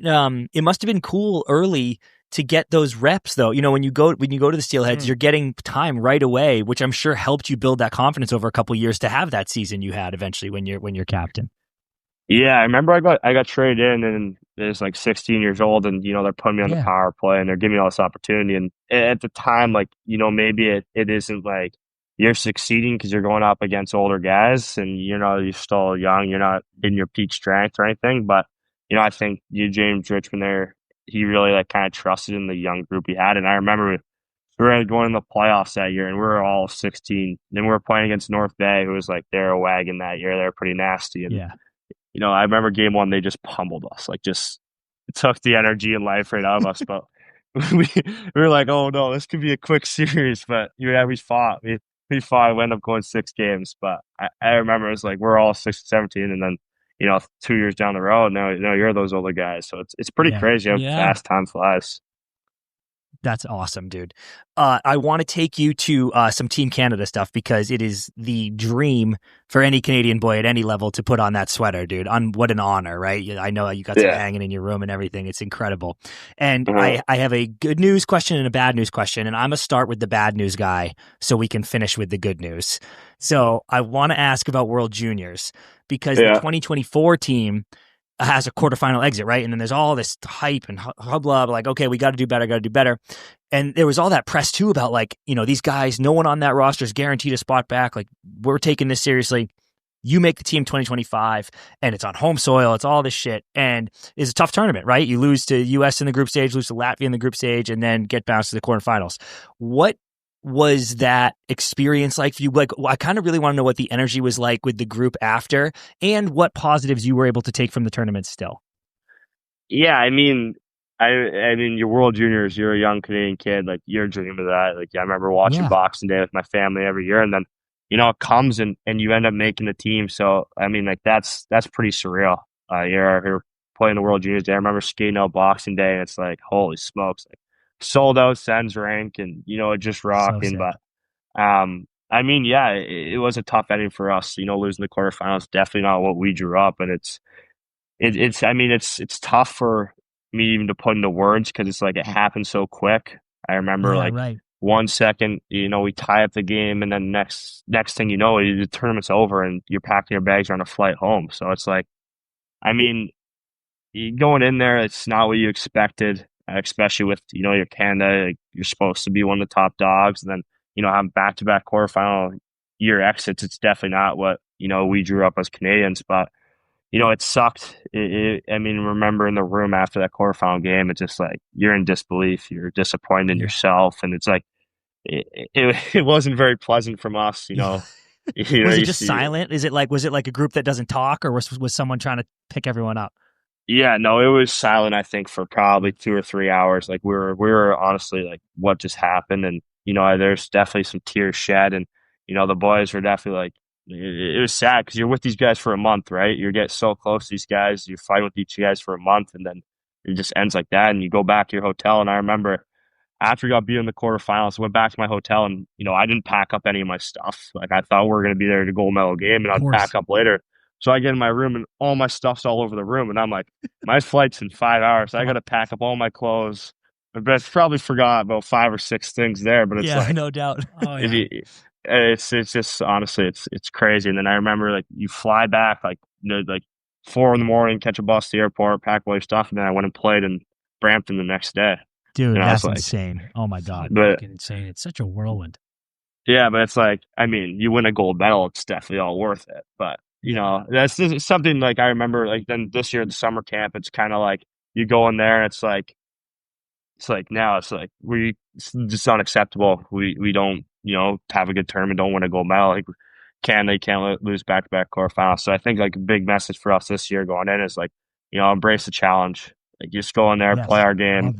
Don't look at the media. Like media's going to try to pull you down everywhere we go. Like, it's also like a lot of guys for me, like last year was my first time being exposed to the media. So it's like, you got all these high-end medias over you. Like it's different. You got to get used to it. You look at the pros, and, that's how they know how to handle it. So, it's definitely a learning experience in a lot of things, but overall, maybe it was a that's tough a ending. cool that's a cool positive to take from it, is like you kind of Yeah. got that experience, right? Where you're like, okay, Yeah. this is what it's like dealing with the media through adversity, and now you're ready for it. I love that. Yeah. And Chris, yeah, before exactly. you get to the good news, Yeah. I do want to ask Porter, just not harping on the bad news. I love something that you just said about, you kind of get in there and you have a month with these guys. We always love looking at, now we're back in the Olympics in the NHL. We had 4 nations this year, and there is that cool thing where you have guys who are playing on different teams thrown together on a team. But I feel like at the NHL level, these guys see each other a lot at media day. They talk to each other. A lot of them have played together. Can you talk a little bit about that experience at that young age in these World Juniors and World Championship tournaments, when you're thrown together with these group of guys, all who are fighting for the same goal, right? I feel like you're all such a similar age. You've either just recently been drafted or are hoping to get drafted. You're hoping to play your absolute best so you can excel to the ultimate goal. Is it difficult rallying together with a bunch of guys that in many ways you're kind of competing with, or does the gravitas and the feeling of playing for Team Canada eliminate all of that, and you guys just are all working towards the same goal? Yeah, I mean, it is tricky when you have 20 plus first rounders coming in. Everyone is playing first power plays on their home team, and you're playing 25 minutes a night. And kind of, I think a big thing, definitely I'm going to try to bring in this year the World Juniors, and what they kind of told us is really just embrace your role. Like, you're going there, you're playing for that Canadian Leaf, like. Not like don't throw your last aim, like throw the egos away. Like, we're all fighting for one thing, one common goal. It's that Maple Leaf, and so I think you got kind of see that in the NHL. Like, they embrace their roles, and that's when the best teams win Stanley Cups and win the championships. So coming in, if get another shot to play at the World Juniors this year, like, that's a big thing. Like, everyone embrace their role. Like, we're doing this for each other, and it is tricky when everyone thinks they should be on the first power play, they should be first line, they should be getting all these minutes, but in reality, you can't have 25 people on the ice at once.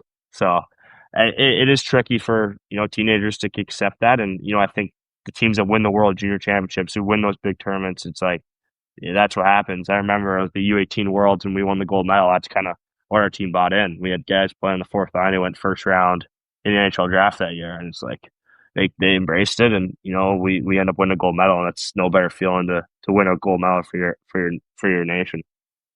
Yeah. Well, dude, and I was gonna say, you saw it at Four Nations, right? Like, you got mega stars playing fourth line on these teams, because it's like that's what it takes to win, and that's a perfect transition from you, because the good news was I was gonna be you suit up at U18s, team captain, have a Hattie in the group stage, break Connor Bedard's record for most goals, most points by a Canadian in World U18s, and then you beat US 6-4 to win the gold. So, that one obviously came first in the timeline, but just compare and contrast, was that the best experience ever? Fucking yeah. How are you? What a fucking shift. That was unbelievable. Like, I mean, I always remember it's like we got knocked out of playoffs, and then you're going over there, and it's like it's great because you got to go play more hockey, but I got to go over there and I got to play for my country, and you know what? Like, I don't even think we realized that team over there, how good we actually were. And I think kind of just took us by. We just, kept going, fighting every game. And I think it was a cool first taste, to win a gold medal, on that big stage. And I remember that gold medal game. It was crazy. We were losing 3-1, getting dominated. US was taking it to us. We were outshot 20-5.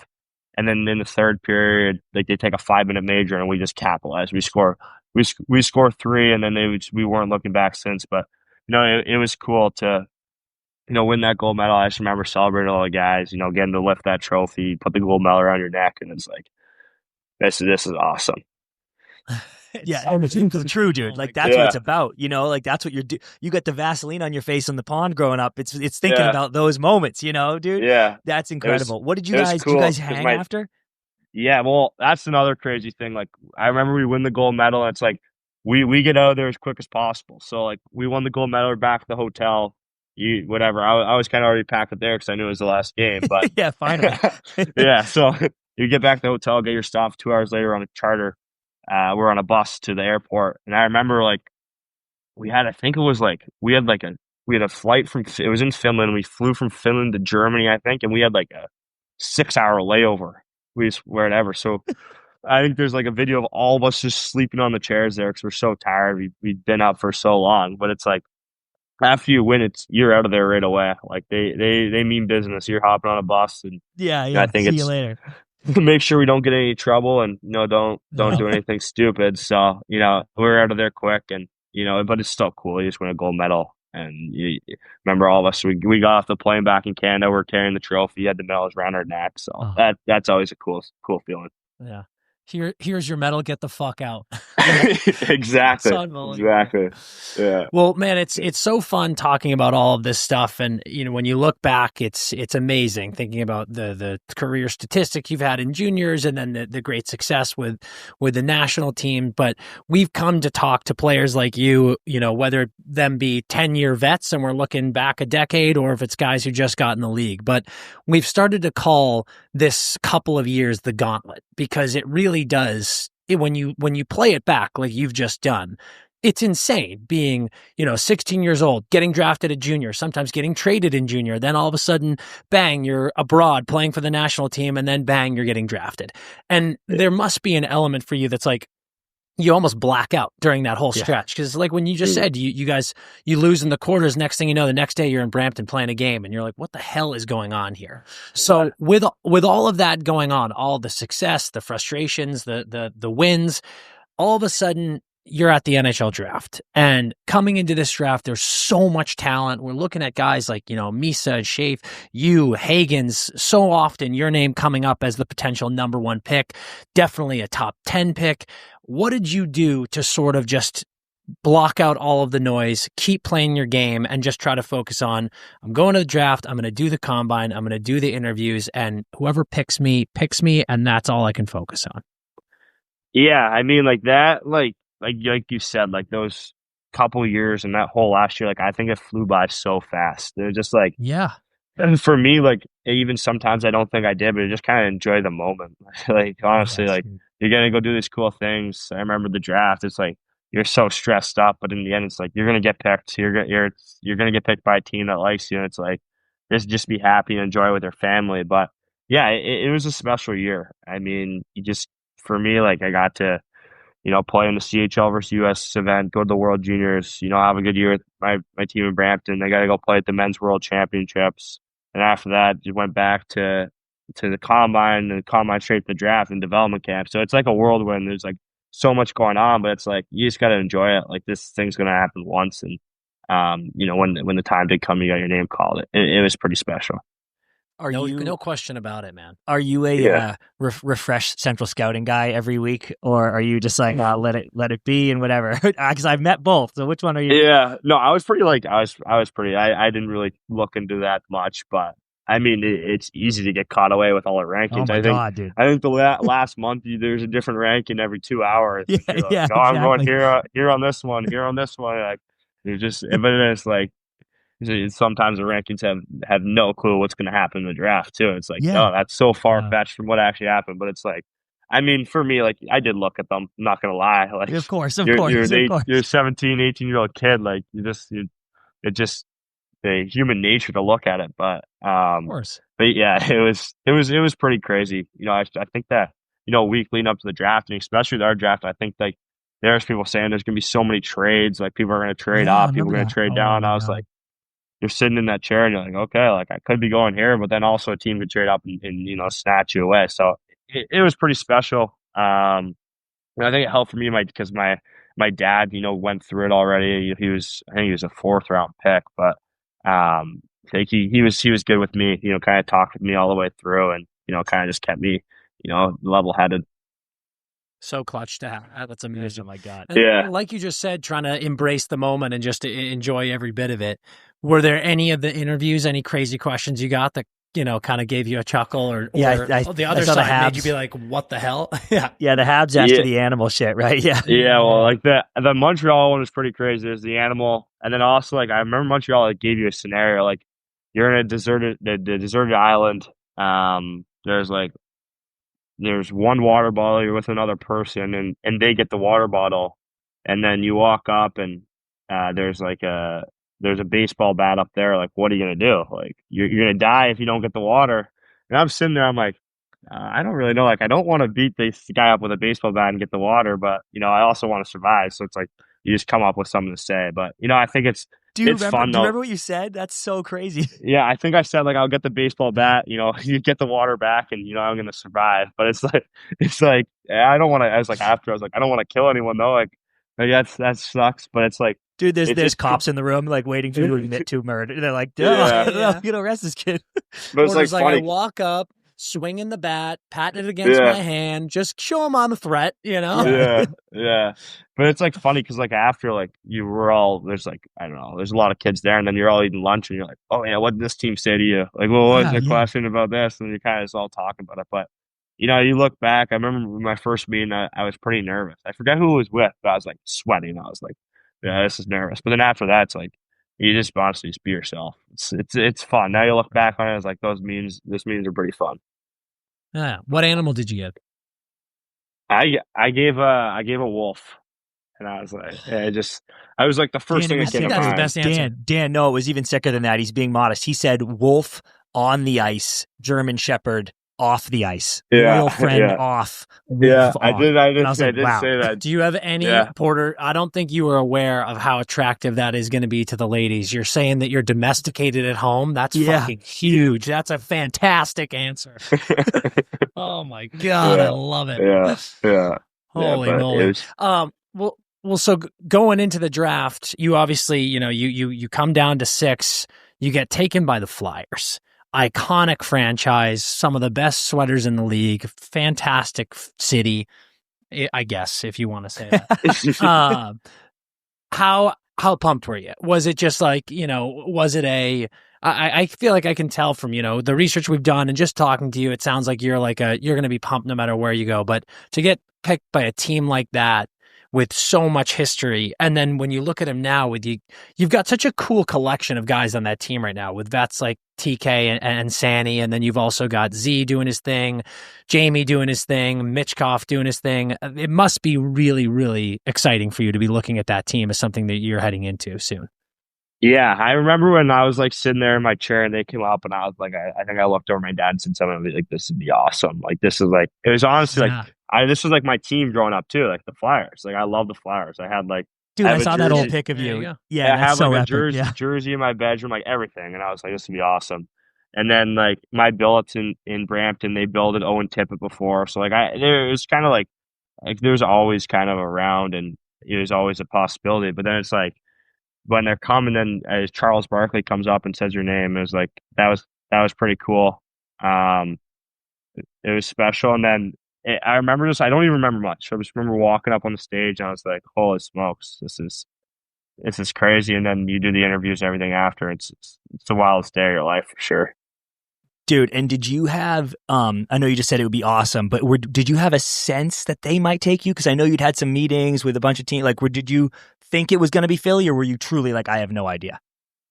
For my case, I had no clue. Because I was like, I didn't know it was like one of the teams. Like, I was like, I knew they liked me. Like, I had a meeting with them, I think, like a week before the draft on a Zoom call. And whatever, I knew they liked me for sure.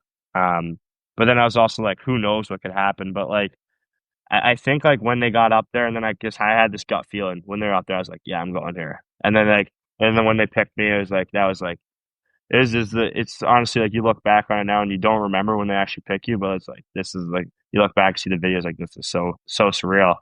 And I remember like because I know like Konechny and Sanheim and Forster a little bit, and they added me to a group chat and they're just chirping me, and it was like, it was pretty funny because like I already know them, they already give it to me. I was like just got drafted like 5 minutes ago, but they're good guys. I know the culture. Best moment of my life, dude. Yeah. That's not the most Philly thing I've ever heard. I don't know what it is.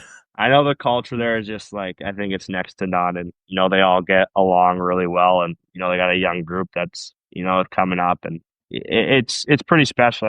I watch the games like every night, and see what Zegers is doing right now. It's pretty cool, and I think this can continue to grow throughout the year. Definitely. God, it's so exciting, man. Yeah. And it's was there anything about falling, if you will, that made you feel like, I mean, hey, this is pretty cool here. There's a chance to be considered a steal of the draft. There's also the higher likelihood of, you fall a couple picks. you do maybe find yourself in a situation where you're going to the Flyers, a team that's really already in the middle of their rebuild. They're sniffing the playoffs. Like those must be some nice, look at the bright side moments about this whole ordeal. Yeah, I mean, it's weird to say like you fall because you don't really know like every team's lists and everything. But when it was the Flyers there at 6, and when you do fall down there, and it's like, yeah, like they're close. Who knows? Maybe they make the playoffs this year. They're in the middle of rebuild. They got some pieces who are a bit older now, so it's cool to kind of be like close to contending in the playoffs. Be in the playoffs because that's what you dream of, winning the Stanley Cup. So I think they're getting close, and they got a good group to do it. God, it's incredible. Well, dude, after you get drafted, the times are changing, man. But after you get drafted, there's so many options that exist for you in that one moment, right? And not that you're in control of all of them. The Flyers make decisions and everything, but you put in a ton of work to be NHL ready right after the draft, and you get the big frame already and all that stuff. And you can try to make the Flyers. You can stay in juniors. You can go to college now. All this stuff's happening to you. And obviously the one that you landed on was going the NCAA route, which was only available thanks to the rule change, obviously. What went into that conversation across everything between you and the Flyers, between you and your agent, and probably most importantly, between you and your family? I'm just so curious how did we get here? Yeah, I think like that was probably a crazy, I think it was like a crazy week too, because it was like you get drafted. For me, it was always my goal this year to play in the NHL. I want to go there. I want to. I'm not going to be given anything, but I want to go fight for a spot at training camp. But you can't do that if you're going to come to college. So I remember I sat down after development camp, sat down with my agent, my family. The Flyers were great. They were very supportive of mine. They talked about what they thought was best for me. But at the end of the day, I think what really concluded to my decision to come to college is what's going to make me the best player in 5 years when I'm in my prime, and trying to help this Flyers win a Stanley Cup. And I think was that I thought that was coming to college and practicing 4 to 5 times a week. You're in the gym 4 to 5 times a week, and I've been here for 3 months, and I've noticed such a huge difference. And it's been amazing. My time at Michigan State, I've said this to a couple guys around here. I've fallen in love with East Lansing. Like, this place is awesome. And then it's like that's just off the ice, but then on the ice, I could. Practices or battle, the guys are going at it, then you're 2 hours in the weight room, just getting after it. And it's like you've noticed progression that I see. It's I think it was a great choice for me. At the end of the day too, it was tough leaving Brampton. Like, that organization is so much for me. I can't thank them enough. But when I talked to Adam Nightingale here at Michigan State, it was just like it was a no brainer. Like, they're my kind of team, my kind of culture, and I think I fit pretty good with this group here. Dan, he almost went back to Brampton to get the 100-point season. I gotta go back, dude. I was so close. But Porter, how can you kind of put your finger on how valuable and helpful the college game has been with playing guys who are so much older and so much bigger? Like, that must be a noticeable difference. Obviously, you're no stranger to being on the ice with older guys, but there is that difference. Like, you play some of these teams in college, and like they've got 25-year-old seniors, and you're like, that shows. It makes a difference. Yeah. I mean, I remember my first weekend. It was like, I think a big thing too is like, yeah, these guys are older. Like, there's a lot less time and space. These guys are closing, you're finishing checks, but like every game's a game 7. Like, I remember we lost to UNH game. We lost to UNH game 1, and I was like, we're top 5 ranked team. Like, we're coming in. Like, I wasn't mixed. They weren't ranked or anything, but it's like they came in, they blocked, I think, 30 shots game 1. And I was like, I've never seen a team sell their body like this. Like, they're going face first, blocking pucks, and that's like. But then it's like what I kind of learned, like, every game, like, you got to bring your best, because if you don't, you're going to get beat. And it's like, I think we came back night 2 and we brought our best. I think we outshot them like 40-10, and it's still a close game because they blocked 30 shots again, and they're finishing checks. They play hard, but yeah, and then it just continue to go on. There's lots of skill in college. I think that BU series you play against them, I think there's 30 something draft picks. It's like, that's insane. That's crazy, dude. That was a fucking wild weekend too. Like, that was just so much talent on the ice. Yeah, and then it's like, you're right. Like, for me, I've noticed it. I think it's I'm getting used to it weekend by weekend, but it's like fast paced. It's hard checking, closing. Like you don't have a lot of time to spare. So I think it's great to get you ready for the pro game. Yeah. When the rule change happened, was this on your radar immediately? I know you said that you wanted to go to the NHL. You obviously want to go to the NHL, but the second this possibility of playing somewhere else this year was in the sphere for you, and this rule change happened, were you immediately like, oh shit, college is an option? Or did it take maybe your agents, advisors, people being like, hey, this is something you should think about? Yeah, I think when I first saw the rule change, I obviously I think I looked at it like nothing seriously. Like I just like looked at my phone, different schools. I'd pull up like YouTube videos, like looking around the rooms and stuff. But nothing really. I think for me it was kind of just focus on my time in Brampton, try to win a championship there, and give my all 100%, effort and loyalty to the Steelheads organization. And then once the season did end and, you get into the draft and you kind of start weighing your options, you tour some schools, you look around, and then, after you have to make that decision. So, yeah, I mean, throughout the year when it first came out, I wouldn't say I was very interested. I wouldn't think I was going to come make the jump to NCAA. I feel like I was pretty, 100% in with Brampton, but, when the season did end and, you do look around your options and you're like, yeah, this could be a real possibility for sure. Hell yeah. And before you get into this current season, Dan, Ports, were there, obviously there's like the Penn State rumors and shit, but were there other schools that you got close to that people don't know about, that you were interested in that people don't know about? Or was it like you saw East Lansing and you were like, I'm going, we're done? Yeah, so I think there was, I did talk to a couple schools, after the season ended and went on a couple tours. But as soon as I came to Michigan State and I came and talked to, Nightingale here and then their staff, and I saw their facilities and I saw the campus, and then I talked to their strength coach, Will Morlock, and then as soon as after that I was like, if I'm going to college, I'm going to Michigan State. And I knew right away. That's sick. It's like something they have, the culture, the stuff they have, we get treated so well. We need anything you need, you get, but it's like, I think it's like something that really brought my attention is like, yeah, we get all this stuff, we get all the high-end stuff. And I remember the strength coach when I was in my visit, he's like, yeah, like we have these machines, like not like I think only 3 NHL teams have them. But it's like, it's not what you have, it's what you do with it and the work you put in. It's like, that's something that caught my mind. Another like Nightingale is like, no, nothing's given to you here. Like you got to earn it. So it's like, you come in here the first day of practice and the first day of school, it's like everyone's level, like everyone's even. And then after you work for your ice time, you work for the stuff. So I think that was something special and just kind of the culture they built here. I knew that Michigan State was, the fit for me. That's so awesome, dude. Where else did you tour? I toured in Michigan and Michigan Don't State. fucking tell me that. I don't need to. I mean, Dan. I don't need to hear this, guys. Okay, just enough. No, well, man, I think it's been remarkable how palpable the excitement of college hockey has been this year. There's no question. More people are paying attention to it than ever before, and you are a huge part of that. There's absolutely no doubt.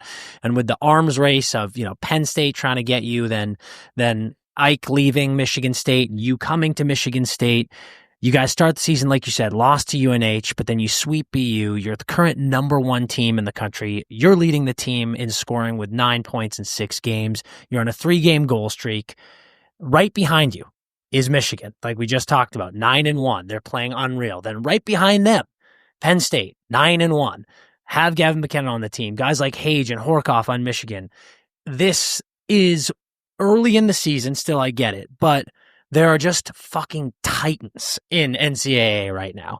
How electric is this feeling for you guys? Are you having just truly a bigger blast than you could have ever imagined? Yeah, I mean, I think in college this year, it's like I remember I saw some of the stats, like you've seen the most upsets we've seen, but it's like, I don't know if they're actually upsets because every team's so close, right? Like, it's like totally. Every team's so good, every team's so close in gap. Like, I think like the numbers, like for our case, like we don't focus on where we're the number 1 team in the country right now. I think it's just like we're coming to every game with the same mentality, because if you don't come with that mentality, you could get beat so easily. So it's like, we're coming in, like we come to the rink every day. We try to get better. We get better, and then every game, we want to take a step. So it's like we try to block out that noise of we're the number 1 team right now, and we're playing another top team, because it's like, I think for us it doesn't even matter who we play. You got to bring your best, or you're not going to get the results you want.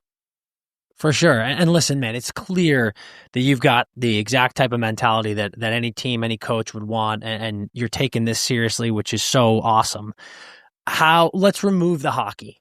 How has the college vibe been for you? I mean, it's one of these things. I feel like a Canadian kid growing up, when you're as high of a prospect as you are, you don't necessarily think that this is something that's going to be in the cards. You think you're going to go junior and then hopefully get drafted and then you're in the pros.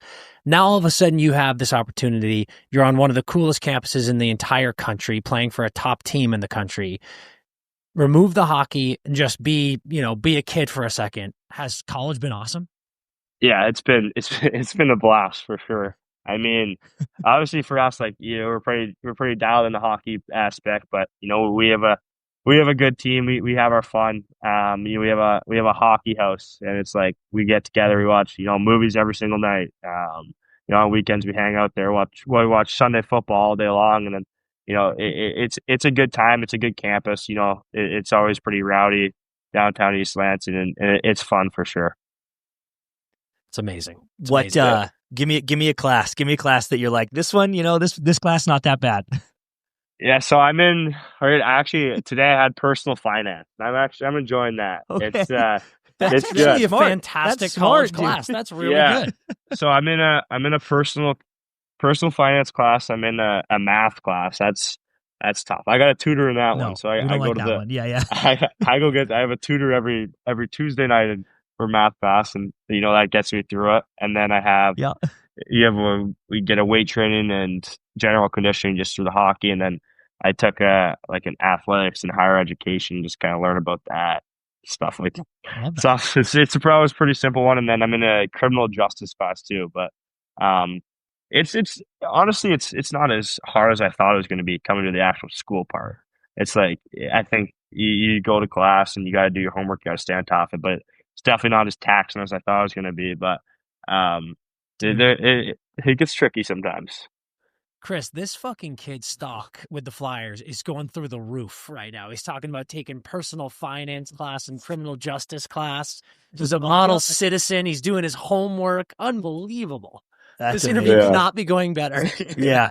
And dude, it's so sick that you're just like with the boys at the house. I mean, it's just so much fun. I know we were joking. I think we weren't recording yet, but it's like it's tough because you miss the big football game sometimes because you have your own game, but it's still such a vibe on campus. I'm sure you can feel the buzz when there's a big game, and just being a part of that must be so sick.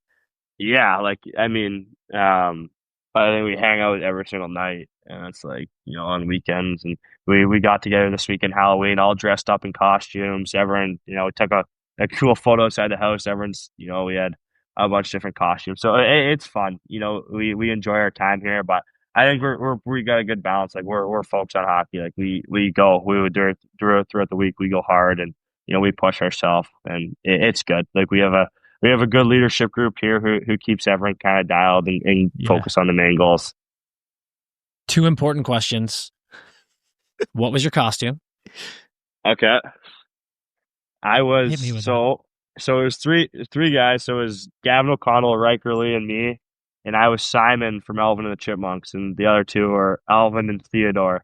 So we had the color hoodies. We taped on the letters, and we had the letters, long jean baggy shorts, and I had glasses too, big ones around my eyes. Yeah, but it was nice. We had a good costume. We got some good photos, and then I think there were some good ones. Like we had some guys put on some fake tattoos and stuff. So it was. The boys dressed out for Halloween, which is fun. That's fantastic. And then the second question, what's the last movie you watched with the boys at the house? Yeah. Last movie. It was actually last night. Okay, so we last night we started one, we didn't end up watching it. We watched just ended up watching the NHL games, but we watched Happy Gilmore 2 the other night, and just shooting the shit, having fun watching it. But we started. Had you seen it yet, or was that your first time? Yeah, no, I already seen it. I've just seen it probably 5 times now. But we just sometimes we turn on a movie and it's 10 minutes in. We're like, let's just put on the hockey games. Yeah, no doubt. Yeah, all the guys are crammed in on the couch. But yeah. I love it. Dude, how's the vibe? Like, the big weekend this weekend, buddy. All time battle, Penn State at home. Is it like just another game, boys, or is it like yo, let's get this one. How's everyone feeling? Yeah, I think for us, it's just another game for us. But it's in the back of your mind, you're pretty amped up. First Big Ten game. You're going against Penn State, who's a good hockey team over there. So yeah, obviously it's we say it's just another hockey game, and that's how we're going to attack it. We play every game the same. I think we're a hard team to play against. And just how we're going to go into it. Yeah, fantastic. It's gonna be must see TV. I know. Campus is going to be rocking though, because we play Friday at 7. We play Saturday at 4, and then there's a big basketball game at 7 o'clock. So Saturday's gonna be a crazy day in East Lansing, bro. You got. Hey, listen, I don't mean to put this pressure on you, but you have to win. You have to win. Yeah. The night after, and football on Sunday is gonna be way more fun if we get a couple dubs this weekend. Yeah. So then we got to make it happen. Yeah, big weekend for sure. Pray for the people tailgating and darting that day. That is just an absolute fucking rip the whole time. Oh yeah. I know, the student section, like when we play, they'll be lined up at 7 in the morning, and so awesome. Yeah, for the 4 o'clock game, and they'll just be ready to get in there and get the first seat. So it's pretty cool. I walk from my dorm to the games, and I'm walking there in my suit, and then you see the lineup of the student section. It's pretty cool how much they care about the hockey team. Yeah, that's electric. Yeah. All right. Well, Porter, some of this chat has been a perfect transition. Before we let you go, we're going to play a game with you that we do with all of our guests. It's called Pass, Shoot, Score. It's basically just a ranking system. We're going to give you a few things that we know you like or are important to you, and then you have to rank them. It's going to be pass, shoot, score. Pass, it's all right, like snapping the puck around. Shooting's a little bit better. Scoring, the ultimate goal. So that's the basic ranking system. Okay, sounds good. First good. one is going to be Adam Sandler movies. We know you're a Sandler guy. Yeah. So probably score. Probably well, shoot. Hold on. Okay. Oh, I gotta rate score. this 3. Okay. Yeah, you got 3 things in each category. Okay. Pass, shoot, score. Happy Gilmore, Billy Madison, and Big Daddy. Okay, so Happy Madison shoot. Wait. Happy Gilmore shoot? Happy Gilmore or okay, Billy yeah, Madison? Sorry. Yeah, Billy Madison. Okay, I'll redo that. Okay, so Billy Madison shoot, Happy Gilmore score, and then Big Daddy pass. I mean, Have all you 3. seen Big Daddy? Yeah, I've seen it a lot of times. All 3 great movies, but it's Happy Gilmore 1 is iconic. Iconic. That's a great movie. Honestly, I think you did that perfectly. When I'm thinking about it right now, I'm like, I think I might have had the exact same thing. Big Daddy is so good, but those other 2 are those are such heavy hitters. Yeah, no. I mean, you could really put them any way if you really think. Yeah, you can't lose with Sandler. With the Sandman, dude, you Sandler can't lose. moves, you can't lose. It's so true. Man. Give me a 1 to 10 on Happy Gilmore 2. Did you love it, or were you let down? I honestly I didn't love it. I didn't love it. Thank you, Porter. I didn't love it. I wish I could say I loved it. I mean, it was all right, but it just does not compare. Does not compare to Happy Gilmore 1. It's not even close. It doesn't. But I'm glad it was nostalgic. I'm glad they did it. It made me feel good, but it was not on the same level. Okay, your second category, Porter, is country stars. Okay, so pass, shoot, score: Morgan Wallen, Zach Bryan, Thomas Rhett. Okay, I'd go pass Thomas Rhett, shoot Morgan Wallen, score Zach Bryan. Woo, nice. Yeah. That was an upset. I'm surprised. I love Zach Bryan, but you know who I've been, and those are 3 guys, but you know who I've been listening. We listen to a lot in the room is Sam Barber. He's growing on my list.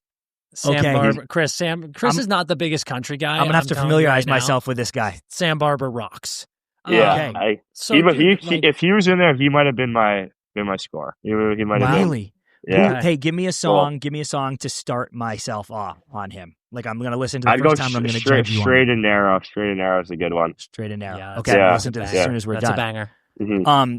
But I heard you went to a sick Thomas Rhett concert. Is that true? Oh yeah, that concert was. I've been to all 3 actually. I've been to Morgan Wallen, Thomas Rhett, and Zach Bryan. And it was the Thomas Rhett one was unbelievable. I went with 8 guys on my team, and it was sweet. And we had a box, and it was a time. And then The Zach Ryan one was good as well too. So I mean, Yep. you can't go wrong with either of them. But No. I think, hey, we got to get Morgan Wallen to bring you out on stage like McDavid. You know that. You're yeah, next, I mean, dude. That's I would love that. I mean, that'd be awesome. It's the next Detroit show, dude. We'll get him up there. Yeah. Here we go. Fantastic. Yeah. All right, your next one, Porter, is GOATs. Some of the greats of all time. Pass, shoot, score. Sidney Crosby, Michael Jordan, Kobe Bryant. You guys put me on the spot here. This is tough. This is a tough one. This one's brutal. Those are three legends too. Yeah. Okay. I'm gonna go pass Kobe Bryant, shoot Michael Jordan, and I got to score Sidney Crosby. It's no brainer for me. Like he's my role model growing up, and then hockey and just the way he acts around the rink and who he is. It's pretty special. You got to be careful with that talk if you're going to be a Flyer soon, dude. This is just I know. scary stuff. There's a big rival there, but I mean, come on. He's still doing it. 38 years old, and he's still producing. Can't believe it. He is the best of us, as we always say. Yeah. It's unbelievable. Yeah. Dude, I'm surprised you're such a basketball guy. Yeah, I like to dabble with all sports. I watch everything. Okay. I like I like that. Yeah. Yeah, he's got good taste. taste. MJ and Kobe. Yeah, exactly. That was a tough one. Like I like both. Like, but it's it's Michael brutal, Jordan. dude. We make them hard. We make. Yeah. Are you a Ports? Are Baseball? you a baseball guy? Are you bummed about the Blue Jays? Yeah. So I was invested there. Like that was like I was a Blue Jays fan my entire life, and I was watching every single game when they're on their run there, and it's just like. It was shitty how it ended, but you know what, dude, that was a dagger. I can't even believe that happened. Thought they had it, but it's just like you look at it, like they did so well, like they proved so many people wrong, and it's like you're going up against the Dodgers too. Like they're paying whatever $100 million over the cap. It's not going to beat these guys, and they have all these guys coming in and all the high end talent. Here come the excuses. Yeah, Ports is here come the excuses. Yeah. But they got all the money in the world. So no, that was brutal, dude. That was brutal. They're in good shape. Blue Jays are in good shape. Yeah. I hope they make another run. Well, until the Dodgers scoop up all of their free agents. Yeah, and then the Yankees sign Vlad Guerrero, and everyone kills themselves. Yeah, then we're done. The Blue Jays are done. Here's your last one, Porter. You're gonna pass, shoot, score. Inspirational quotes. Okay. Quote number 1. I won't read the whole one, but you'll know it. Quote number 1. Watch your thoughts for they become words. Watch your words for they become actions. You know that one, right? Yeah. Quote number 2. You miss 100% of the shots you don't take. Quote number 3. The ones who want to achieve and win championships motivate themselves. Okay. Yeah. These ones. These are personal, bro. Yeah, I know. I think I got all 3 of these written up on my childhood. You do. I do. Yeah. I think the score would be watch your thoughts and that whole quote before they come to your actions and it becomes your destiny. Just because, I think what you do and how you're seen around the rink and around the community is, that's the person you are. Yeah. I think pass, like the ones who pass, I'd go, you miss 100% of the shots you don't take, but you got to take your shots at everything. Not just hockey, but everything. You got to throw up the ball or throw up the free throw, take the shot, and then the ones who motivate themselves win championships definitely shoot. I think that's a big thing. Like you can't always be getting told what to do. You got kind of have that inner drive to kind of push yourself. Dude, if you had passed your handwritten note to yourself in your bedroom, I would have killed you, dude. That was so good. I was dying. Yeah. Was that for a project or something? I can't remember what it said. Like, why I was like, when I was a kid in school, I had to do something, and I wrote that down, and then my mom must have put it up in my room, and it's been out there ever since. But it's incredible, dude. I was loving that so much. So good. Listen, dude, those are important. Every single one of those important. Actually, I'm going to read the full one because the full one that you scored on is so sick. It says, watch your thoughts for they become words. Watch your words for they become actions. Watch your actions for they become habits. Watch your habits for they become character. Watch your character for it becomes your destiny. Sick fucking quote, dude. Yeah. I remember my dad put that up on my wall, and I'd look at it every night. I'd fall asleep. So it's like, it's kind of your character, your destiny. It's kind of everything you do adds up to that. So, don't do anything that's going to ruin that. Get you fired up. Do you have you got to get some stuff on the walls at your new place, dude? You need some quotes. Yeah, I got a Canadian flag up in my bedroom, and I got a Michigan State flag, but I got no quotes right now. Yeah, okay, that's coming. Quotes are coming. I love it. Yeah. Dude, that quote, the quote that you scored is just like such an all-timer. So sick. Well, Porter, this has been a fucking blast, my man. I can't thank you enough for popping on. Before we let you go, is there anything you want to shout out? Anything you want to plug? No, this was awesome. I had a fantastic time, lots of fun, and I love seeing the podcast and the content you guys have. It's definitely gives me a little laugh to my days when I see the things on Instagram. Good, man. When he's blocking out of his personal finance class, dude. He's like, he's just bored. Scrolling through. That's what I do. If we were in class, just scroll through Instagram. You go. Give me a little laugh. Pass us some time. That's amazing. Perfect.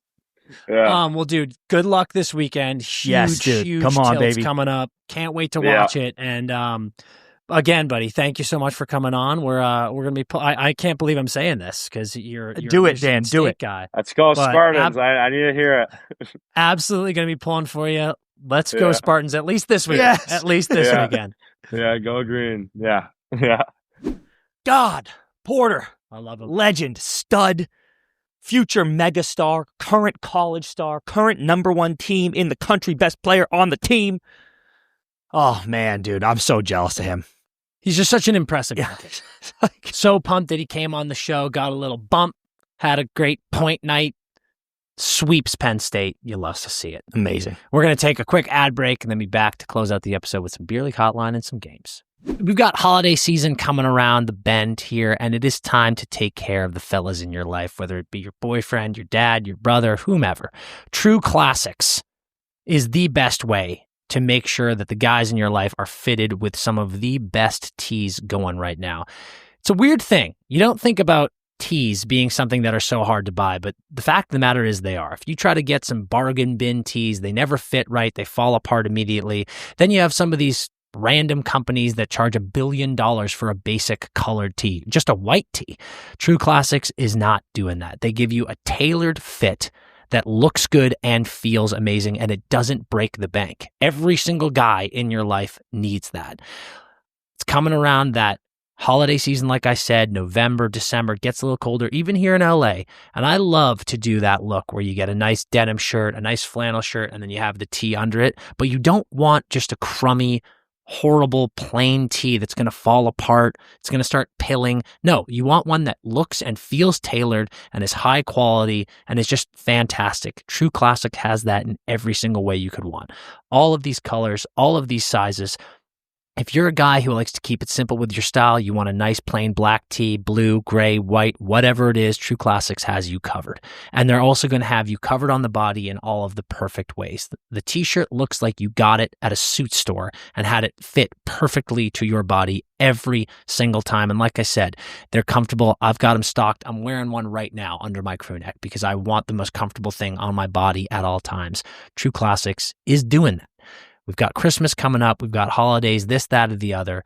Make sure that you give True Classics a shot yourself. Make sure you think about them when you're trying to get some people in your life fitted.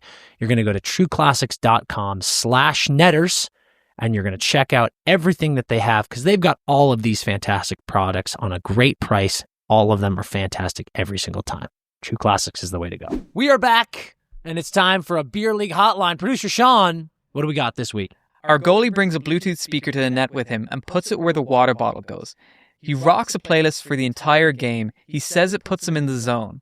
It's pretty loud, but not offensively loud. He stood on his head last week and we beat the team in first place.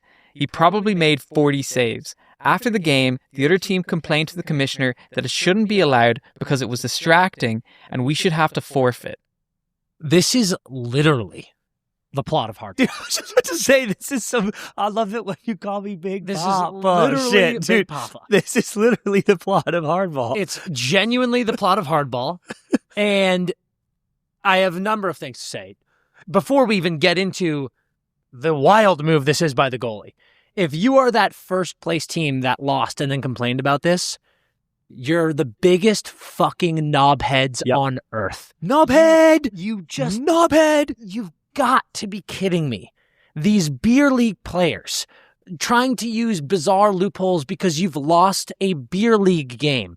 It wasn't even a championship. It was just a regular season game, and you're in first place, and you lost because the goalie's doing something weird, and you're going to complain to the commissioner? Do you have nothing going on in your life? Do you genuinely have nothing in your existence that makes you happy and gives you fulfillment, so you have to go and complain about this? It's funny. Yeah. It's a funny, weird thing. You lost a hockey game. Stop bitching to commissioners, you fucking idiots. Dude, especially because, to your point, this is what's the fucking crash. This is supposed to be fun, goddammit. Go to hockey at night on Wednesday and have fun, dude. And unless someone fucking knocks your teeth out with a high stick, then nothing bad happened to you. Dude. Because you were playing hockey in your fucking mid-30s on a Wednesday. Done. Enjoy. There's the scene in Hardball.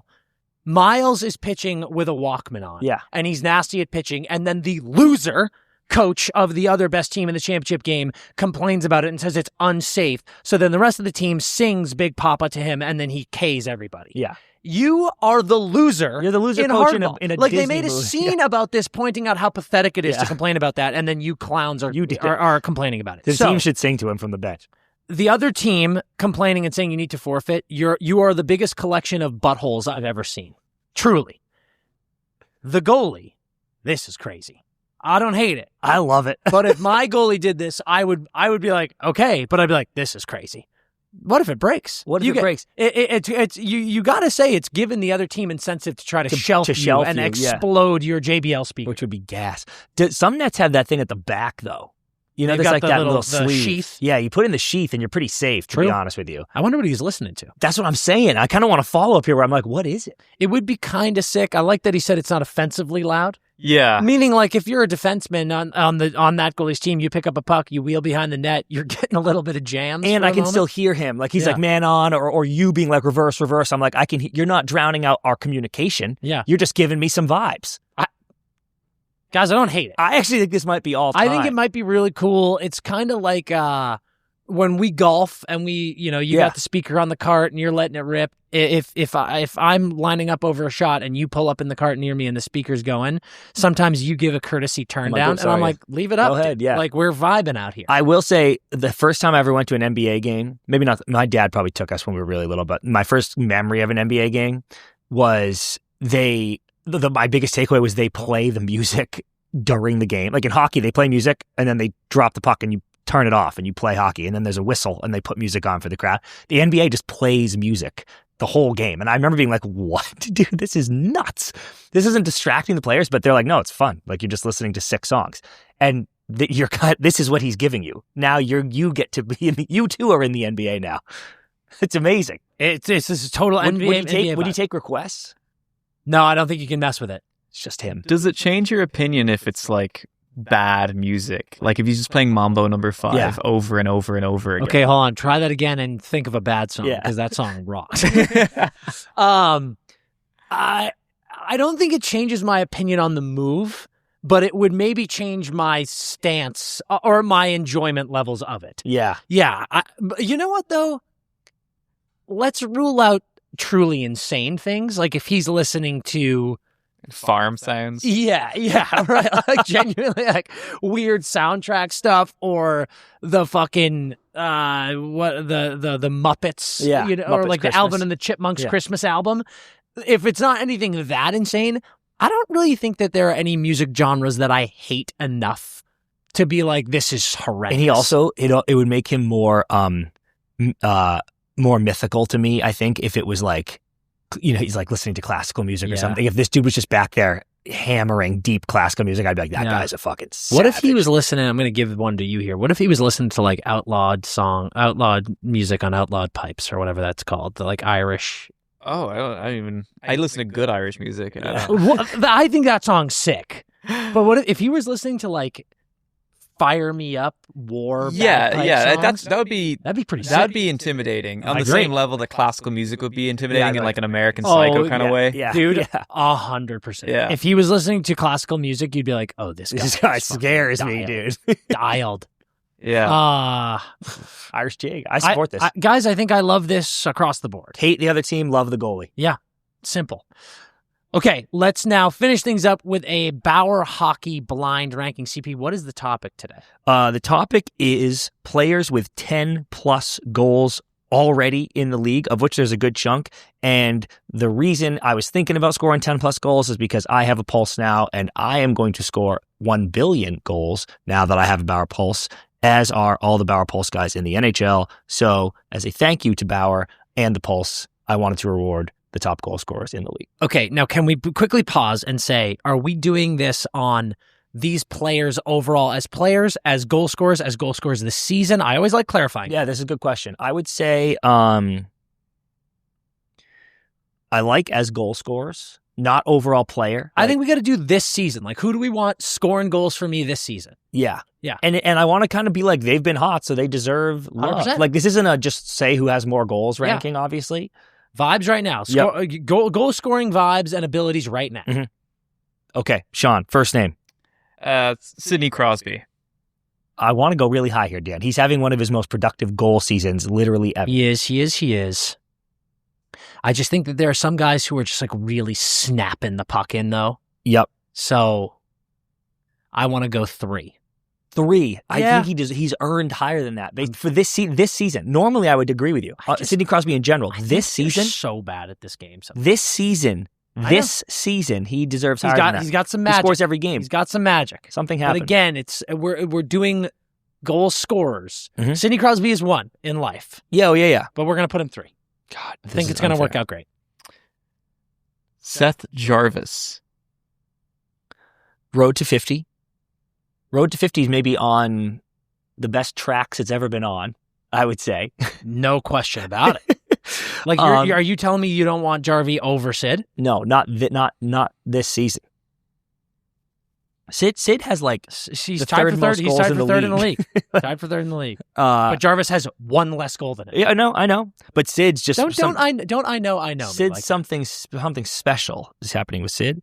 Road to 50. I mean, God, Dan, I wish Sid was 2 and Jarvis was 3. I do wish that, but I do think I need to go 4 because Road to 50 is amazing, and I can't wait for it to happen. God, the celebrating we're going to do when that happens is going to be so sick. Special. But Sid, out of respect for the year Sid is having, I think we go Jarvis 4. Okay.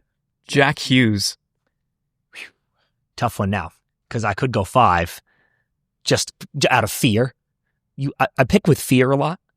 I could go 5 out of fear or 2 out of safety, but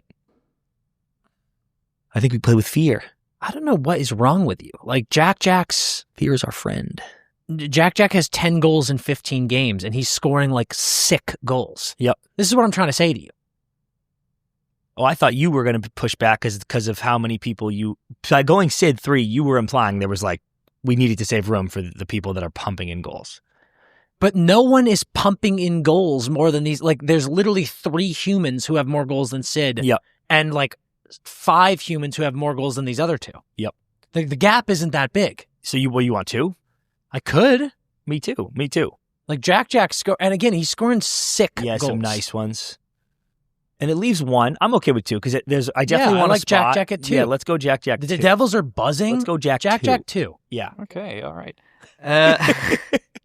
Nathan McKinnon. 1. Okay, so we simply must go 1. And He's the greatest mutant. Yeah, he's a Okay, fucking mutant league football. that We need feels to make great. like a Nate mutant league. Yeah. Mutant league football. Shit. There is literally anyone that is named here. I think we have a fantastic list, except 1.5 people. So this is 5. This is our locked 5. No, so there's something there's a few things that could go bad here. I think there's only 1.5. Okay, Otherwise, I feel fantastic. give us 5 shot. Wyatt Johnson. I feel great. Feel Dan. great. I feel fantastic. Great. And hey, I feel again, good. these are all guys who are buzzing right now. But Wyatt at 5, I feel pretty solid. Yep. That's a great list. Who was your half? If my half was Cutter. Okay, because Cutter is scoring. Cutter is violent when he scores goals. I know. Like he scores goals in such a violent way. I'm like, then it's got to be goal, dude. Yeah, of course. I knew that. If Sean is in goal coffee, we've been in trouble. Hey, that's a really, really good list. Sean, great job. Boys, great job. Fantastic episode. Huge thank you and shout out to Porter Martone. Absolutely. Beautiful stuff. Guys, subscribe to the YouTube. Follow us on all the socials. Head on over and grab some merch. CP's wearing it. Also, bghc.com if you want this sick-ass Animal House college hockey collab crew neck. It's fantastic. Guys, we love you. Beautiful stuff today. We'll see you later in this week. And until then, skate hard.